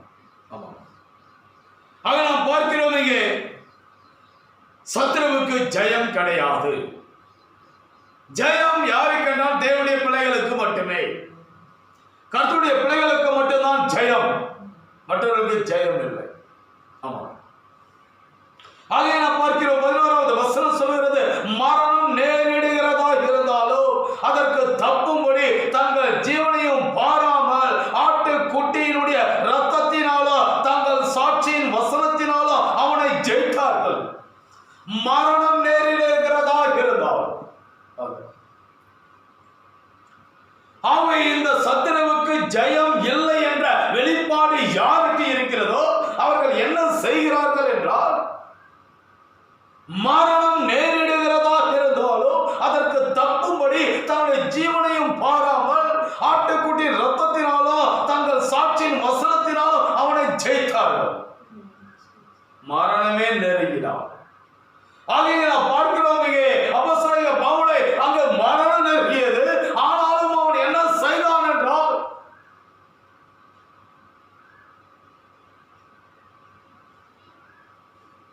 அவனுடைய ஜீவனையும் பாராமல் ஆட்டுக்குட்டி ரத்தத்தினாலோ தங்கள் சாட்சியின் வசனத்தினாலோ ஐயா அவனை ஜெயித்தார்கள். அவனை ஜெயித்தான், சத்ருவை ஜெயித்தான். ஆகவே அங்கே மரணம் அவனுக்கு வந்தது, ஆனால் அவன் தான் ஜெயம் பெற்றான். ஏனென்றால் அவனை சத்ரு பாதாளத்துக்கு கொண்டு செல்ல முடியவில்லை. அவன் என்ன செய்தான் என்றால் அங்கே 6ஆம் பரிமாணத்திற்கு சென்றான். சத்ருவால் அவனை 5ஆம் பரிமாணத்திற்கு கொண்டு செல்ல முடியவில்லை. 5ஆம் பரிமாணத்திலே பாவத்துக்கு மரித்தவர்கள், ஐயா அங்கே ஜெயம் பெறாதவர்கள், கர்த்தர் பட்சமாய் நிற்காதவர்கள் அந்த 5ஆம் பரிமாணத்திற்கு செல்லுகிறார்கள். ஆனால் அங்கே கர்த்தர் பட்சமாய் நிற்கிறவர்கள் 6ஆம் பரிமாணத்திற்கு செல்லுகிறார்கள். அப்போஸ்தலனாகிய பவுல் 6ஆம் பரிமாணத்திற்கு சென்றான். பேதுரு 6ஆம் பரிமாணத்திற்கு சென்றான். யோவான் 6ஆம் பரிமாணத்திற்கு சென்றான். அங்கே மரணம் நேரிடுகிறதா இருந்தாலும் அதற்கு தப்பும்படி தங்கள் ஜீவனையும் பாராமல் ஆட்டுக்குட்டியின் ரத்தத்தினாலோ தங்கள் சாட்சியின் வசனத்தினாலோ அவனை ஜெயித்தார்கள். எனக்கு அருமையான சகோதர சகோதரி, இந்த வெளிப்பாடு நமக்கு தேவை.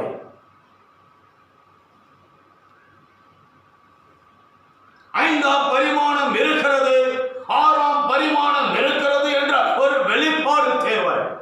ஆமா,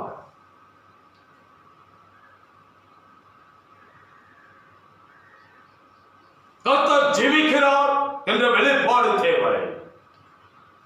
மரணத்துக்கு பாதாளத்துக்கு உடைய திறவுகோல் அவரிடத்தில் இருக்கிறது என்ற வெளிப்பாடு தேவை. இந்த வெளிப்பாடு இருந்தால்தான் நாம் ஜெயம் கொள்ள முடியும், இல்லைன்னா ஜெயம் கொள்ள முடியாதுங்க. அவங்க இன்னைக்கு நமக்கு பயம் இருந்தால் ஜெயம் கொள்ள முடியாது. என்ன ஆகுமோ எப்படி ஆகுமோ ஆண்டவருக்காக நின்னா, வார்த்தைக்காக நின்னா எப்படி, எப்பவுமே தேவன் இருந்தா எப்படி இல்லை ஐயா. கிறிஸ்துவுக்காய் இழந்தவர்கள் தரித்திரரானது இல்லை. கிறிஸ்துவுக்காய் நின்றவர்கள் ஒருவரும் ஐயா வெட்கப்பட்டது இல்லை. ஆமாங்க, ஆபிரகாம் வெட்கப்படவில்லை, யோபு வெட்கப்படவில்லை, பவுல் வெட்கப்படவில்லை. ஐயா அங்கே ஒரு பரிசுத்தவான வெட்கப்படவில்லை, நம்முடைய அருமையான தீர்க்கதரிசி வெட்கப்படவில்லை. இன்னைக்கு அருமையான சகோதரி, கிறிஸ்துவுக்காய் நிற்போம் என்றால் நாம் ஒரு நாளும் வெட்கப்படுவது இல்லை. ஆக இன்னைக்கு நீங்க பயப்பட தேவை.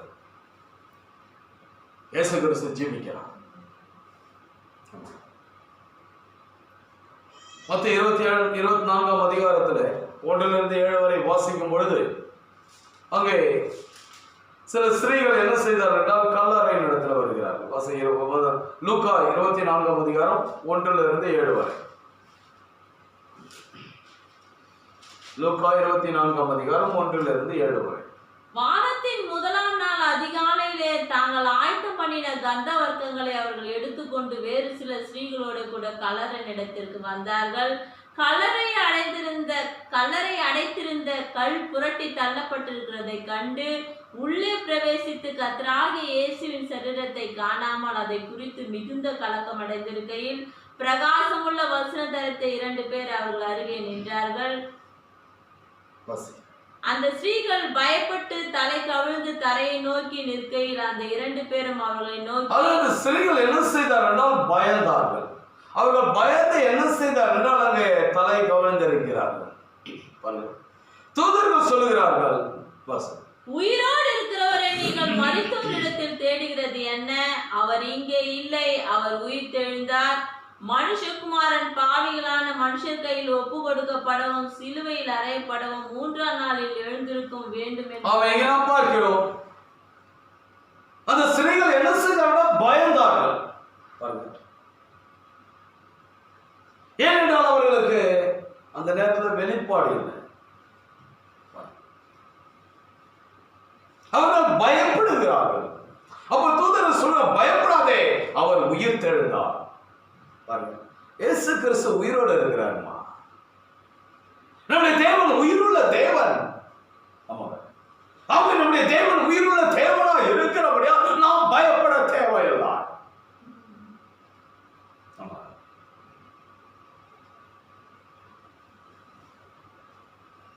அவர் சொல்கிறார், நம்முடைய தேவன் உயிருள்ள தேவனா இருக்கிறபடியால், அவர் உயிர் தெழுந்த தேவனா இருக்கிறபடியால், அவர் நம்மோடு கூட இருக்கிறபடியால், அவர் ஜீவிக்கிறபடியால், அவர் ஜெயம் கொண்டு விட்டபடியால், அவர் அங்கே ஜெயம் கொண்ட கிறிஸ்துவா இருக்கிறபடியால் நீ பயப்பட தேவையில்லை. அவன் வார்த்தையை நிறைவேற்ற பயப்படாதே, வார்த்தையின்படி வாழ பயப்படாதே. ஏனென்றா வார்த்தையின்படி நீ வாழ்வாய் என்றால் உனக்கு ஜெயத்தை கொடுக்க அவர் வல்லவராக இருக்கிறார். தைரியமாதினுடைய வார்த்தைக்காக எவ்வளவு கஷ்டங்கள், எவ்வளவு உபத்திரங்கள், எவ்வளவு தொல்லைகள் வந்தாலும் அருமையான சகோதரி சகோதரியே தைரியமா வார்த்தைக்காக. பவுல் ரொம்ப தைரியமா நின்னான், பேதுரு ரொம்ப தைரியமா நின்னான். சேவனை பார்க்க, இந்த சேவன் என்ன செய்தான்? தைரியமா வார்த்தையாக நின்றான். ஏனென்றால் அவன் பரிசுத்த ஆவியை பெற்றவனாக இருந்தான். அவன் மேல் பரிசுத்த ஆவியானவர் இருந்தபடியால் அவன் என்ன செய்தான்? அங்கே தேவனுக்காக, ஆண்டவருக்காக அவன் தைரியமாய் நின்றான். அவன் ஜெயம் பெற்றான். எனக்கு அருமையான சகோதரி, நாம் ஜெயம் பெற வேண்டும் என்றால், சாட்சியாய் மாற வேண்டும் என்றால் நமக்கு ஒரு வெளிப்பாடு தேவை. இயேசு கிறிஸ்து ஜீவிக்கிறார், அவர் ஜீவனுள்ள தேவன் என்ற வெளிப்பாடு தேவை. அந்த வெளிப்பாடு இருந்தால் மாத்திரம்தான் நாம் ஜெயம் பெற முடியும். அந்த வெளிப்பாடு இல்லை என்றால் நாம் ஜெயம் பெற முடியாது. ஆமாங்க, ரொம்ப தெளிவா நம்ம புரிந்து கொள்ளணும். அமர்மையான சகோதரி சகோதரி, யோபுவுக்கு அந்த வெளிப்பாடு இருந்த இயேசு ஆண்டவர் தேவனாய் கர்த்தர் ஜீவிக்கிறவர் என்று. ஆகவே தேவனாய் கர்த்தர் அவனை பாதுகாப்பார், அவனை ரட்சிப்பார், அவன் தேவைகளை சந்திப்பார். ஆகவே தேவனாய் கர்த்தர் அவனை கைவிட மாட்டார் என்ற அந்த ஒரு வெளிப்பாடு அவனுக்கு இருந்தது. ஆமாங்க, அவன் தேவனை அறிந்திருந்தான், தேவனை நன்றாக அவன் உணர்ந்திருந்தான், தன்னுடைய வாழ்க்கையில கர்த்தர் நல்லவர் என்பதை அவன் ருசித்திருந்தான். ஆகவே அவன் என்ன செய்தான்? ஆண்டவருக்காக நின்றான். நன்மையானாலும் தீமையானாலும் எல்லாவற்றையும் ஏற்றுக்கொள்ள அவன் ஆயத்தமா இருந்தான். ஏனென்றால் அவன் தேவனை அறிந்திருந்தான். இன்னைக்கு அருமையான சகோதரி, இன்னைக்கு நாம் தேவனை அறிந்திருப்போம் என்றால் நாம் தேவனுக்காக நிற்போம். தேவனை அறியவில்லை என்றால் நாம் தேவனுக்காக நிற்க முடியாது, வார்த்தைக்காக நிற்க முடியாது. இன்னைக்கு நாம் வார்த்தையின்படி ஜீவிக்க முடியவில்லை என்றால், நம்முடைய வாழ்க்கையில் நாம் ஆண்டவருக்கு முதலிடம் கொடுக்க முடியவில்லை என்றால் நாம் தேவனை அறியவில்லை என்று சொல்கிறார்.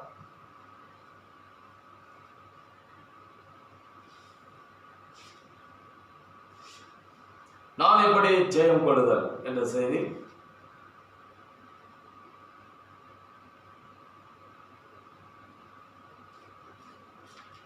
நூற்று 19வது பேரால தீர்க்கதரிசி இப்படியாய் சொல்கிறார்.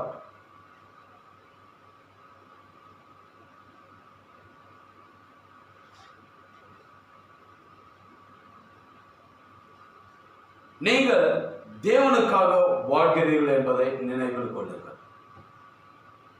நம்ம முதல்ல ஒரு காரியத்தை நினைவில் வைத்துக் கொள்ளணும். நம்ம யாருன்னா தேவனுக்காக வாழ்கிறவர்கள். இந்த தேவனுக்காக வாழ்கிறவர்கள் யார் என்பதை திரேசி சொல்றாரு. நம்ம தெளிவா டிசைட் பண்ணிக்கலாம், நம்ம தேவனுக்காக வாழ்றோமா இல்லையா அப்படின்றது. இந்த குறிப்பை ரொம்ப கவனமாக கவனிங்க. எத்தனை முறை நான் சொல்லியிருக்கிறேன், நீங்கள் தேவனுக்காக வாழ்கிறீர்கள் என்பதை நினைவில் கொள்ளுங்கள். 119வது பேரா. உங்களுக்கு ஒரே குறிக்கோள் உண்டு. தேவனுக்காக வாழ்கிறவர்களுக்கு ஒரே குறிக்கோள் உண்டு. அதுதான் இயேசு கிறிஸ்து. தேவனுக்காக வாழ்கிறவர்களுக்கு ஒரே ஒரு குறிக்கோள் தான் இயேசு கிறிஸ்து தான். அதற்கு புறம்பாயுள்ள வேறு எதுவும் முக்கியம் அல்ல. அவரை தவிர நம்முடைய குறிக்கோள் என்னன்னா இயேசு கிறிஸ்து. அதற்கு புறமாயுள்ள வேறு எதுவும் முக்கியம் அல்ல. வேற எதுவுமே முக்கியம் கிடையாது. அதன் பிறகு இரண்டாவதாக உங்களுடைய குறிக்கோள் உங்கள் குடும்பத்தை குறித்ததாக இருக்க வேண்டும். முதலாவது குறிக்கோள், நாம் தேவனுக்காக வாழ்கிறோம் என்றால் ஒரு சகோதரன், ஒரு சகோதரி, ஒரு ஐயாங்கே மனுஷன், ஒரு மனுஷி, ஒரு விசுவாசி தேவனுக்காக வாழ்கிறார்கள் என்றால் அவருடைய குறிக்கோள் முதலாவது இயேசு கிறிஸ்து. இயேசு கிறிஸ்து தாங்க முதல்ல, ஃபர்ஸ்ட். அதன் பிறகு அவருடைய குறிக்கோள், இரண்டாவதாக அவருடைய குறிக்கோள் உங்களுடைய குடும்பத்தை குறித்ததாக இருக்க வேண்டும். குடும்பம். மூன்றாவதாக அது உங்களை குறித்து. மூன்றாவது குறிக்கோள் நம்மை குறித்து. நீங்கள் தான் பாதையின் முடிவில் மூன்றாவதாக இருக்க வேண்டும். உங்களை கடைசியில் நிறுத்திக் கொள்ள வேண்டும். அவர் அப்படிதான் செய்தார். இயேசு கிறிஸ்து அப்படிதான் செய்தார். முதலாவது தேவனுடைய சித்தத்தை நிறைவேற்றினார்.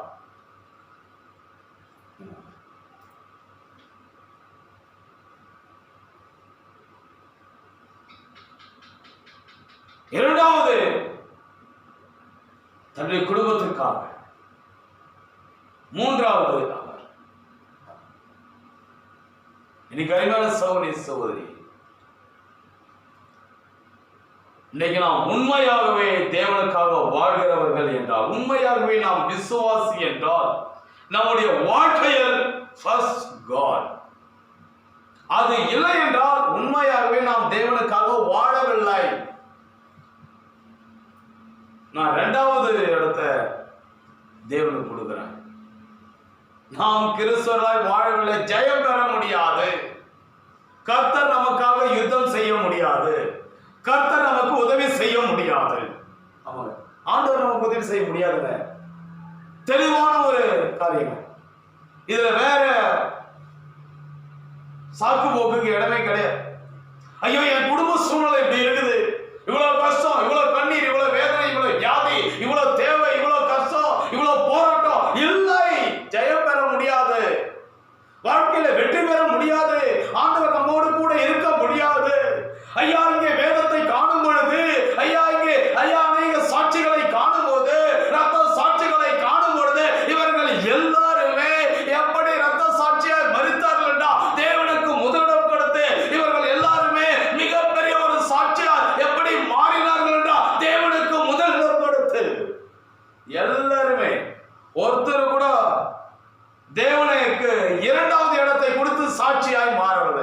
எல்லாருமே முதலிடத்தை தான் கொடுத்தாங்க. ஆமா, அன்னையா சபிரால் இரண்டாவது இடத்தை கொடுத்தாங்க. ஆமா, முதலிடத்தை கொடுக்கல.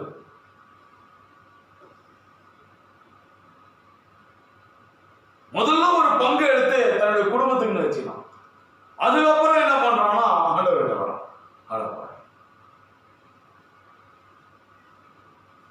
ஆக நான் பார்க்கிற அருமையான சகோதரி திருவசனுடைய ஐயாவை சகிதின்படியும் வேதத்தின்படியும் நான் பார்க்கும் பொழுது எந்த ஒரு சகோதரன் எந்த ஒரு சகோதரி தேவனுக்கு முதலிடம் கொடுக்கிறார்களோ அவர்கள் தான் ஜெயம் பெற முடியும். பாருங்கள், அதை நீங்கள் ஜெயம் கொள்ள வேண்டும். நீங்கள் தேவனுக்காக வாழ்கிறீர்கள் என்பதை நினைவில் கொள்ளுங்கள். தேவனுக்காக வாழ்றீங்கன்னு நினைவில் கொள்ளுங்கள். இன்னைக்கு நாம் ஜெயம் பெற வேண்டும் என்றால் தேவனுக்காக வாழ வேண்டும். தேவனுக்காக வாழ்கிறோம் என்பதை எப்படி அங்கே நிரூபிக்க முடியும் வேண்டும் என்றால் தேவனுக்கு முதலிடம் கொடுத்து அப்படிதான் நிரூபிக்க முடியும். மற்றபடி நிரூபிக்க முடியாது. ஆமா, ஆண்டவருக்கு முதலிடம் கொடுக்கவில்லை என்றால் உலகத்தை ஜெயிக்க முடியாது, வாதையை ஜெயிக்க முடியாது, மரணத்தை ஜெயிக்க முடியாது, பிசாசை ஜெயிக்க முடியாது. மரணம் என்பது நித்திய பிரிவினை. ஆகவே ஒரு கிறிஸ்தவன் மரிப்பது இல்லை, அதை நாம் புரிந்து கொள்ள வேண்டும். ஒரு கிறிஸ்தவன் மரிப்பதில்லை. கிறிஸ்தவன் என்ன செய்கிறான் என்றால் அவன் நித்திரையா இருக்கிறான், இளைப்பாறுதலுக்குள்ளே கடந்து செல்கிறான். ஆகவே ஒரு உலகத்தான் தான் மரிக்கிறான், ஒரு பாவி தான் மரிக்கிறான். ஆக இந்த மரணம் நம்மை மேற்கொள்ளாமல் இருக்க வேண்டும், நித்திய பிரிவினை நமக்கு வராமல் இருக்க வேண்டும் என்றால், தேவனுக்கு நமக்கு பிரிவினை வராமல் இருக்க வேண்டும் என்றால் நாம் தேவனுக்கு முதலிடம் கொடுக்க வேண்டும். அது முதலாவது தேவனுடைய ராஜ்யத்தோடைய நீதியும் தேடுங்கள், எல்லாவற்றையும் ஆண்டவர் பார்த்துக் கொள்வார். அவர் நமக்காக யுத்தம் செய்வார். அதற்கு சொல்லப்படுகிறது, வானத்தில் யுத்தம் உண்டாயிற்று, மிகாவேலும் அவனை சேர்ந்த தூதர்களோ வலு சர்வத்தோடு யுத்தம் பண்ணினார்கள். வலு சர்வம் அதை சேர்ந்த தூதரும் யுத்தம் பண்ணியும் ஜெயம் கொள்ளவில்லை. வானத்தில் அவர்கள் இருந்த இடமும் காணப்படாமல் போயிட்டு, இடமே இல்லாம போயிடுச்சு. இன்னைக்கு அருமையான சகோதரி, நாம் ஆண்டவருக்காக நிற்போம் என்றால் அங்கே நம்மோடு யுத்தம் செய்கிற சத்துரு காணப்படாமல் போவான். ஆமாங்க, உலகத்தை மோசம் போக்குகிற பிசாசு என்றோ சாத்தான் என்றோ சொல்லப்பட்ட பழைய பாம்பாகிய பெரிய வலு சர்வம் தள்ளப்பட்டது. அது பூமியிலே விட தள்ளப்பட்டது. அதனோடு கூட அதை சேர்ந்த தூதரும் தள்ளப்பட்டார்கள், வானத்திலும் தள்ளப்பட்டாங்க. இப்போ பூமிக்கு வந்து என்ன செய்யறா, இன்னைக்கு நம்மோடு யுத்தம் செய்து கொண்டிருக்கிறோம். மரணம் நேரிடுகிறதா இருந்தாலும் நமக்கு சொல்லப்படுகிறது, அதற்கு தப்புபடி தங்கள் ஜீவனையும் பாராமல் ஆட்டுக்குட்டியின் ரத்தத்தினாலும் தங்கள் சாட்சியின் வசனத்தினாலும் அவனை ஜெயித்தார்கள். இன்னைக்கு நாம் எப்படி அதை ஜெயிக்கிறோம் என்றால் யுத்தம் செய்தல்ல, சண்டை போட்டல்ல, கத்தியை எடுத்துக்கொண்டல்ல, அங்க ஒரு தடியை எடுத்துக்கொண்டல்ல, சாட்சியின் வசனம், பரிசுத்தவான்களுடைய சாட்சி, மேகம் போன்ற இத்தனை திரளான சாட்சிகள். அந்த சாட்சிகளை எடுத்துக்கொண்டு அந்த சாட்சியாய் நான் ஜீவிப்பேன், அவர்களை போல நான் ஜீவிப்பேன். இந்த சாட்சியின் வசனத்தினால் ஆட்டுக்குட்டியானவருடைய ரத்தத்தினாலும் அவனை ஜெயித்தார்கள். இன்னைக்கு நமக்கு சாட்சியுள்ள ஒரு ஜீவியம் தான் அவனை மேற்கொள்ளுகிறது. இன்னைக்கு நாம் ஜெயம் கொள்ள வேண்டும் என்றால், இன்னைக்கு இந்த உலகத்தை ஜெயிக்கிறவர்கள் யார் என்றால், விசுவாசத்தை ஜெயிக்கிறவர்கள் யார் என்றால், சத்துருவை ஜெயிக்கிறவர்கள் யார் என்றால், அந்த கட்சிக்கிற சிங்கம் போல யாரை விழுகலாம் என்று வகை தேடி வந்து கொண்டிருக்கிற அந்த சிங்கத்தை, அந்த சத்துருவை விசுவாசத்தை ஜெயிக்கிறவர்கள் யார் என்றால் வார்த்தைக்காக ஜீவிக்கிறவர்கள், வார்த்தையாக ஜீவிக்கிறவர்கள், கர்த்தருக்காக ஜீவிக்கிறவர்கள் ஜெயிக்கிறார்கள். ஆமாங்க, ஏனென்றால் அவர்களுக்காக கர்த்தர் நிற்கிறார். ஆமாங்க, நம் பட்சத்தில் கர்த்தர் இருப்பார். அவருக்கு அருமையான சகோதரி, ஆண்டவருக்காக ஜீவிப்போம், ஆண்டவருக்காக நாம் நிற்போம் என்றால் கர்த்தர் நமக்காக நிற்பார். ஆமாங்க, அவனுக்கு என்னுடைய வார்த்தை கேட்கிற அருமையான தேவ பிள்ளைகளே, சகோதரி சகோதரி, சபை விசுவாசிகளே, கர்த்தராகிய இயேசு கிறிஸ்து நாமத்தினாலே இன்னைக்கு நான் கொடுக்கிற ஒரு ஆலோசனை என்னவென்றால், வார்த்தைக்காக எவ்வளவு கஷ்டங்கள், எவ்வளவு உபத்திரவங்கள் வாழ்க்கையில் எல்லாவற்றிலும் தேவனுக்கு முதலிடம் கொடுங்க. ஆண்டவரை முன்னால் வைங்கள். கர்த்தருடைய கண்கள் பூமியாக உலாவிக் கொண்டிருக்கிறது. ஆகவே நாம் தேவனை நேசிப்போம், ஆண்டவருக்காக ஜீவிப்போம், ஆண்டவருக்காக வாழ்க்கையை அர்ப்பணிப்போம். கர்த்தர் ஐயா நம்மை பாதுகாப்பார், அவர் நம்மை தப்புவிப்பார். ஆண்டவராக இயேசு கிறிஸ்து ஒருவர் மாத்திரம்தான் நம்மை பாதுகாக்க முடியும். வேறு பாதுகாப்பு இல்லை இந்த உலகத்தில். சகோதரி சகோதரி, வேறு ரட்சிப்பு இல்லை, வேறு பாதுகாப்பு அல்ல. நம்முடைய பணமோ பொருளோ நம்மை பாதுகாக்காது, நம்முடைய செல்வாக்கு நம்மை பாதுகாக்காது, நம்முடைய பலம் நம்மை பாதுகாக்காது. நம்மை பாதுகாக்கிறவர் ஒருவர் தான், ஆண்டவராகிய இயேசு கிறிஸ்து. ஆண்டவருக்கு நம்முடைய வாழ்க்கையில முதலிடம் கொடுப்போம். ஆக ஆண்டவர் யார் என்பதை அறிந்து கொள்ளுங்கள். பேதுருக்கு அந்த வெளிப்பாடு இருந்தது. அவர் ஜீவனுள்ள தேவனுடைய குமாரனாய் கிறிஸ்து. ஆகவே இயேசு கிறிஸ்து ஜீவிக்கிறார். அவருடைய கண்கள் பூமியாக உலாவிக் கொண்டிருக்கிறது. அவருடைய கண்கள் பாவம் உள்ள ராஜ்யத்துக்கு விரோதமாக வைக்கப்பட்டிருக்கிறது. அவருக்கு அருமையான சகோதரி சகோதரி, கர்த்தருக்கு நம்முடைய வாழ்க்கையை அர்ப்பணிப்போம். ஜெயமான ஒரு வாழ்க்கை வாழும். நாம் ஜெபம் செய்வோம். நன்றி ஆண்டவரே, இந்த ஆசீர்வதிக்கப்பட்ட அருமையான அந்த நாளுக்காக நன்றி. இப்போது ஆண்டவரே எங்களை நாங்கள் ஒப்படைக்கிறோம். ஆம் தகப்பனே, ஆண்டவரே எங்களுக்கு வெளிப்பாட்டை தாரும். ஆம் ஆண்டவரே, வெளிப்பாடு இல்லை என்றால் நாங்கள் வாழ்ந்து பிரயோஜனம் இல்லை ஆண்டவரே. ஆம் ஆண்டவரே, இதை அடைத்திலே செல்கிறார். எவ்வளோ ஜனங்கள் வருகிறார்கள், ஞானஸ்நானம் பெறுகிறார்கள், சத்தியத்தை அறிகிறார்கள். ஆனால் இடையிலே அவர்கள் முறியடிக்கப்படுகிறார்கள். ஆமாண்டவரே, ஏனென்றால் உலகம் அவர்களுக்குள்ளே இருக்கிறது, பாவம் அவர்களுக்குள்ளே இருக்கிறது, சிற்றின்பங்கள் இருக்கிறது. ஆமாண்டவரே, அவைகள் இருக்கும் பொழுது நாங்கள் முறியடிக்கப்பட்டு விடுகிறோம். ஆகவே இந்த நேரத்தில் ஆண்டவரே எங்களை முற்றிலுமாய் கழுவும். ஆண்டவரே, உங்களுடைய இரத்தத்தால் கழுவும் தகப்பனே. இது அந்த லோத்தினுடைய மனைவி வெளியே வந்தால், தூதனுடைய செய்தியை கேட்டு அவள் வெளியே வந்தால், தனக்கு அன்பார்ந்தவர்களோடு கூட பின்னால் வந்தால், ஆனால் சாபத்தின் நினைவு சின்னமாய் மாறிவிட்டார். ஒரு அடையாள சின்னமாய் மாறிவிட்டார். சாபத்துக்கு அடையாளமாய் மாறிவிட்டார். ஆண்டவரே, இதோ நாங்கள் கர்த்தாவே வெளியே வந்திருக்கிறோம். எவ்வளவு பேர் வெளியே வந்திருக்கிறார்கள். ஆண்டவரே, முடிவு பரிந்து நிலைத்திருக்க உதவி செய்யும். முடிவு பரிந்து நிலைத்திருக்க வேண்டும் என்றால் வெளிப்பாடு தேவை. கர்த்தருடைய கண்கள் என்னை கவனித்துக் கொண்டிருக்கிறது. கர்த்தர் ஜீவிக்கிறார். நான் அவருக்காக நிற்கும் பொழுது எனக்காக அவர் நிற்பார். ஐயா, அந்த வெளிப்பாடு நமக்கு தேவை. அந்த விசுவாசம் நமக்கு தேவை. முற்றிலுமான அசைக்க முடியாத ஒரு விசுவாசம் தேவை. பவுலுக்கு அசைக்க முடியாத ஒரு விசுவாசம் இருந்தது. பேதுருக்கு அசைக்க முடியாத ஒரு விசுவாசம் வந்து விட்டது. ஆகவே அவர்கள் சத்ருவை ஜெயித்தார்கள், பாரம்பரியத்தை ஜெயித்தார்கள், பிசாசை ஜெயித்தார்கள், ஐயா சடங்குகளை ஜெயித்தார்கள், ஆசாரியர்களை ஜெயித்தார்கள், பொல்லாதவர்களை ஜெயித்தார்கள். ஆண்டவரே, எங்களுக்கு அந்த வெளிப்பாட்டை கொடுத்திருப்பதற்காக நன்றி ஆண்டவர். இன்றைக்கு நமக்கு ஆண்டவர் அந்த வெளிப்பாட்டை கொடுத்திருக்கிறார். ஐயா, இந்த வெளிப்பாட்டை பெற்ற நாம் முடிவு பரிந்து நிலைத்திருப்போம். கர்த்தருக்காக ஜீவிப்போம், ஆண்டவருக்காக ஓடுவோம். ஆண்டவரே, எங்களுக்கு குறைகள் குற்றங்கள் இருந்தாலும் அதையெல்லாம் எடுத்து போடுங்க ஆண்டவரே. ஆண்டவரே, இடத்துல உலகம் இருந்தால் எடுத்து போடுங்க தகவல். ஆண்டவரே, எங்களிடத்துல கர்த்தா உங்களுக்கு பிரியமில்லாத காரியங்கள் இருந்தால் எடுத்து போட்டு விடுங்க ஆண்டவரே. இதோ எங்களை நாங்கள் ஒப்படைக்கிறோம் ஆண்டவரே. பவுலை போல ஆண்டவரே, நாங்கள் என்ன செய்ய சித்தமாக இருக்கிறீர்கள் அப்படியா எங்களை ஒப்படைக்கிறோம் ஆண்டவரே. நாங்கள் ஜெயம் கொள்ள வேண்டும் தகப்பனே. எங்களுக்கு ஆண்டவரே ஜெயத்தை கட்டளை இருங்க தகப்பனே. இம்மட்டும் நீர் எங்களுக்கு ஆண்டவரே ஜெயமான ஒரு வாழ்க்கையை கொடுத்திருப்பதற்காக நன்றி. இந்த வாழ்க்கையில ஆண்டவரை நாங்கள் முடிவு புரிந்து நிலைத்திருக்க எங்களுக்கு உதவி செய்யுங்க தகப்பனே. இதோ சபை விசுவாசிகளுக்காக ஜெபிக்கிறேன். ஒவ்வொருவரையும் பாதுகாத்து கொடுங்க தகப்பனே. இதோ தேவனுடைய வார்த்தை கேட்டு அருமையான இந்த பிள்ளைகள் ஐயா ஜெயம் கொள்ளுகிறவர்களாக இருக்க உதவி செய்யும்.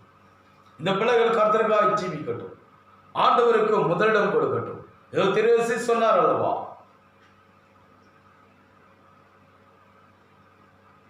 கர்த்தரை சார்ந்து ஜீவிப்பீர்கள் என்றால், கர்த்தருக்காக நீங்கள் வாழ்கிறீர்கள் என்றால், முதலாவது தேவனுக்காக உடைய வாழ்க்கையை தேவனுக்கு முதலிடம் கொடுங்கள். எப்படி திரு சொன்னது போல, ஆண்டவரே நாங்கள் கர்த்தாவை உமக்காக ஜீவிக்கிறோம் என்பதை நிரூபிக்க உதவி செய்யும் ஆண்டவரே. உமக்காக வாழ்கிறோம் என்பதை நிரூபிக்க உதவி செய்யும் தகப்பனே. ஆமாண்டவரே, ஏதாவது ஜீவியத்தை எங்களுக்கு தாரும் ஆண்டவரே. சபை விசுவாசிகளுக்கு அந்த ஜீவியத்தை தாரும் தகப்பனே. தேவ பிள்ளைகளுக்கு அந்த ஜீவியத்தை தாரும் தகப்பனே. ஆண்டவரே, செய்தியை கேட்ட ஒவ்வொருவரையும் ஆசீர்வதியும். இந்த செய்தியில் இருக்கிற ஆண்டவரே வல்லமை, அபிஷேகம், இதோ இந்த செய்தியை கேட்ட ஒவ்வொரு சகோதர சகோதரிகள் மேலும் வந்து அமரட்டும். எங்கெல்லாம் அந்த சத்தத்தை கேட்கிறார்களோ அவர்கள் மீதெல்லாம் ஆண்டவரே இந்த வல்லமை வந்து அமரட்டும் தகப்பனே. அவர்களை ஆசீர்வதியும், அவர்களை பாதுகாத்துக் கொள்ளும், அவர்களை வழி நடத்தும் தகப்பனே. ஆமாண்டவரே, இதோ கர்த்தாவே, எங்களுக்கு வெளிப்பாடு இருக்கும் பொழுது பாதாளத்தின் வாசல் எங்களை மேற்கொள்ள முடியாது தகப்பனே. ஆமாண்டவரே, சத்ரு எங்களை மேற்கொள்ள முடியாது. ஆமாண்டவரே, நீர் சொல்லிவிட்டீர் தகப்பனே, பாதாளத்தின் வாசல்கள் உன்னை மேற்கொள்வது இல்லை. ஆமாண்டவரே, இதோ எங்களுக்கு ஆண்டவரே நீ ஜீவனுள்ள தேவன் என்பதை உண்மையாக உணர்வுபூர்வமாய் அறிந்திருப்போம் என்றால் யாரும் எந்த வல்லமை எங்களை மேற்கொள்ள முடியாது. பாதாளத்திலிருந்து 1000 கோடி பிசாசுகள் ஏறி வந்தாலும் எங்களை மேற்கொள்ள முடியாது. ஆமாண்டவரே, ஏனென்றால் உம்முடைய வார்த்தை நித்தியமானது, உம்முடைய வார்த்தை வல்லமை உள்ளது, உம்முடைய வார்த்தை ஒரு நாளும் பொய்யாகாது. நன்றி ஆண்டவரே. இது அவிதமான ஒரு வாக்குத்தத்தத்தை எங்களுக்கு கொடுத்ததற்காக நன்றி. அது பேதனிடத்தில் மாத்திரம் சொல்லப்படுதல்ல, அது எங்களுக்கும் சொல்லப்பட்டது. நன்றி ஆண்டவரே. அந்த வாக்குத்தத்தத்தை நாங்கள் உரிமைக்கு வருகிறோம் தகப்பனே. நன்றி. எங்களுக்கு வெளிப்பாடை கொடுத்ததற்காக நன்றி ஆண்டவரே. இதோ சபை விசுவாசிகள் ஒவ்வொருவரையும் ஆசீர்வதியும். இவர்களை ஆண்டவரே பாதாளம் மேற்கொள்ளாமல், ஆண்டவரை சத்துரு மேற்கொள்ளாமல், அந்தகார சக்திகள் மேற்கொள்ளாமல், கொலை நோய்கள் மேற்கொள்ளாமல், வாதைகள் மேற்கொள்ளாமல், பாவங்கள் மேற்கொள்ளாமல், சிற்றின்பங்கள் மேற்கொள்ளாமல், ஆண்டவரே இதோ விசுவாசிகள் ஒவ்வொருவரையும் பாதுகாத்துக் கொள்ளும், வழி நடத்தும். தேவையில்லாத சத்தியம் எங்களை தாழ்த்துகிறோம். இம்மட்டு செய்த நன்மைக்கு நன்றி. தொடர்ந்து எங்களை நடந்தும் எல்லாவற்றையும் உம்முடைய கரத்தில் ஒப்புக் கொடுக்கிறோம். கர்த்தராகிய இயேசு கிறிஸ்துவின் விலையேற பெற்ற நாமத்தில் ஜெபிக்கிறேன். ஆமென். Praise the Lord. கர்த்தருடைய பரிசுத்த நாமத்திற்கு மகிமை உண்டாவதாக. நாம் தேவனை ஆராதிப்போம். நம்முடைய பாடல் புத்தகத்தில் 165வது பாடல், எந்த இயேசு எனக்கு நல்லவர், அவர் என்றென்றும் போதுமானவர் என்ற ஒரு பாடலை நாம் பாடுவோம்.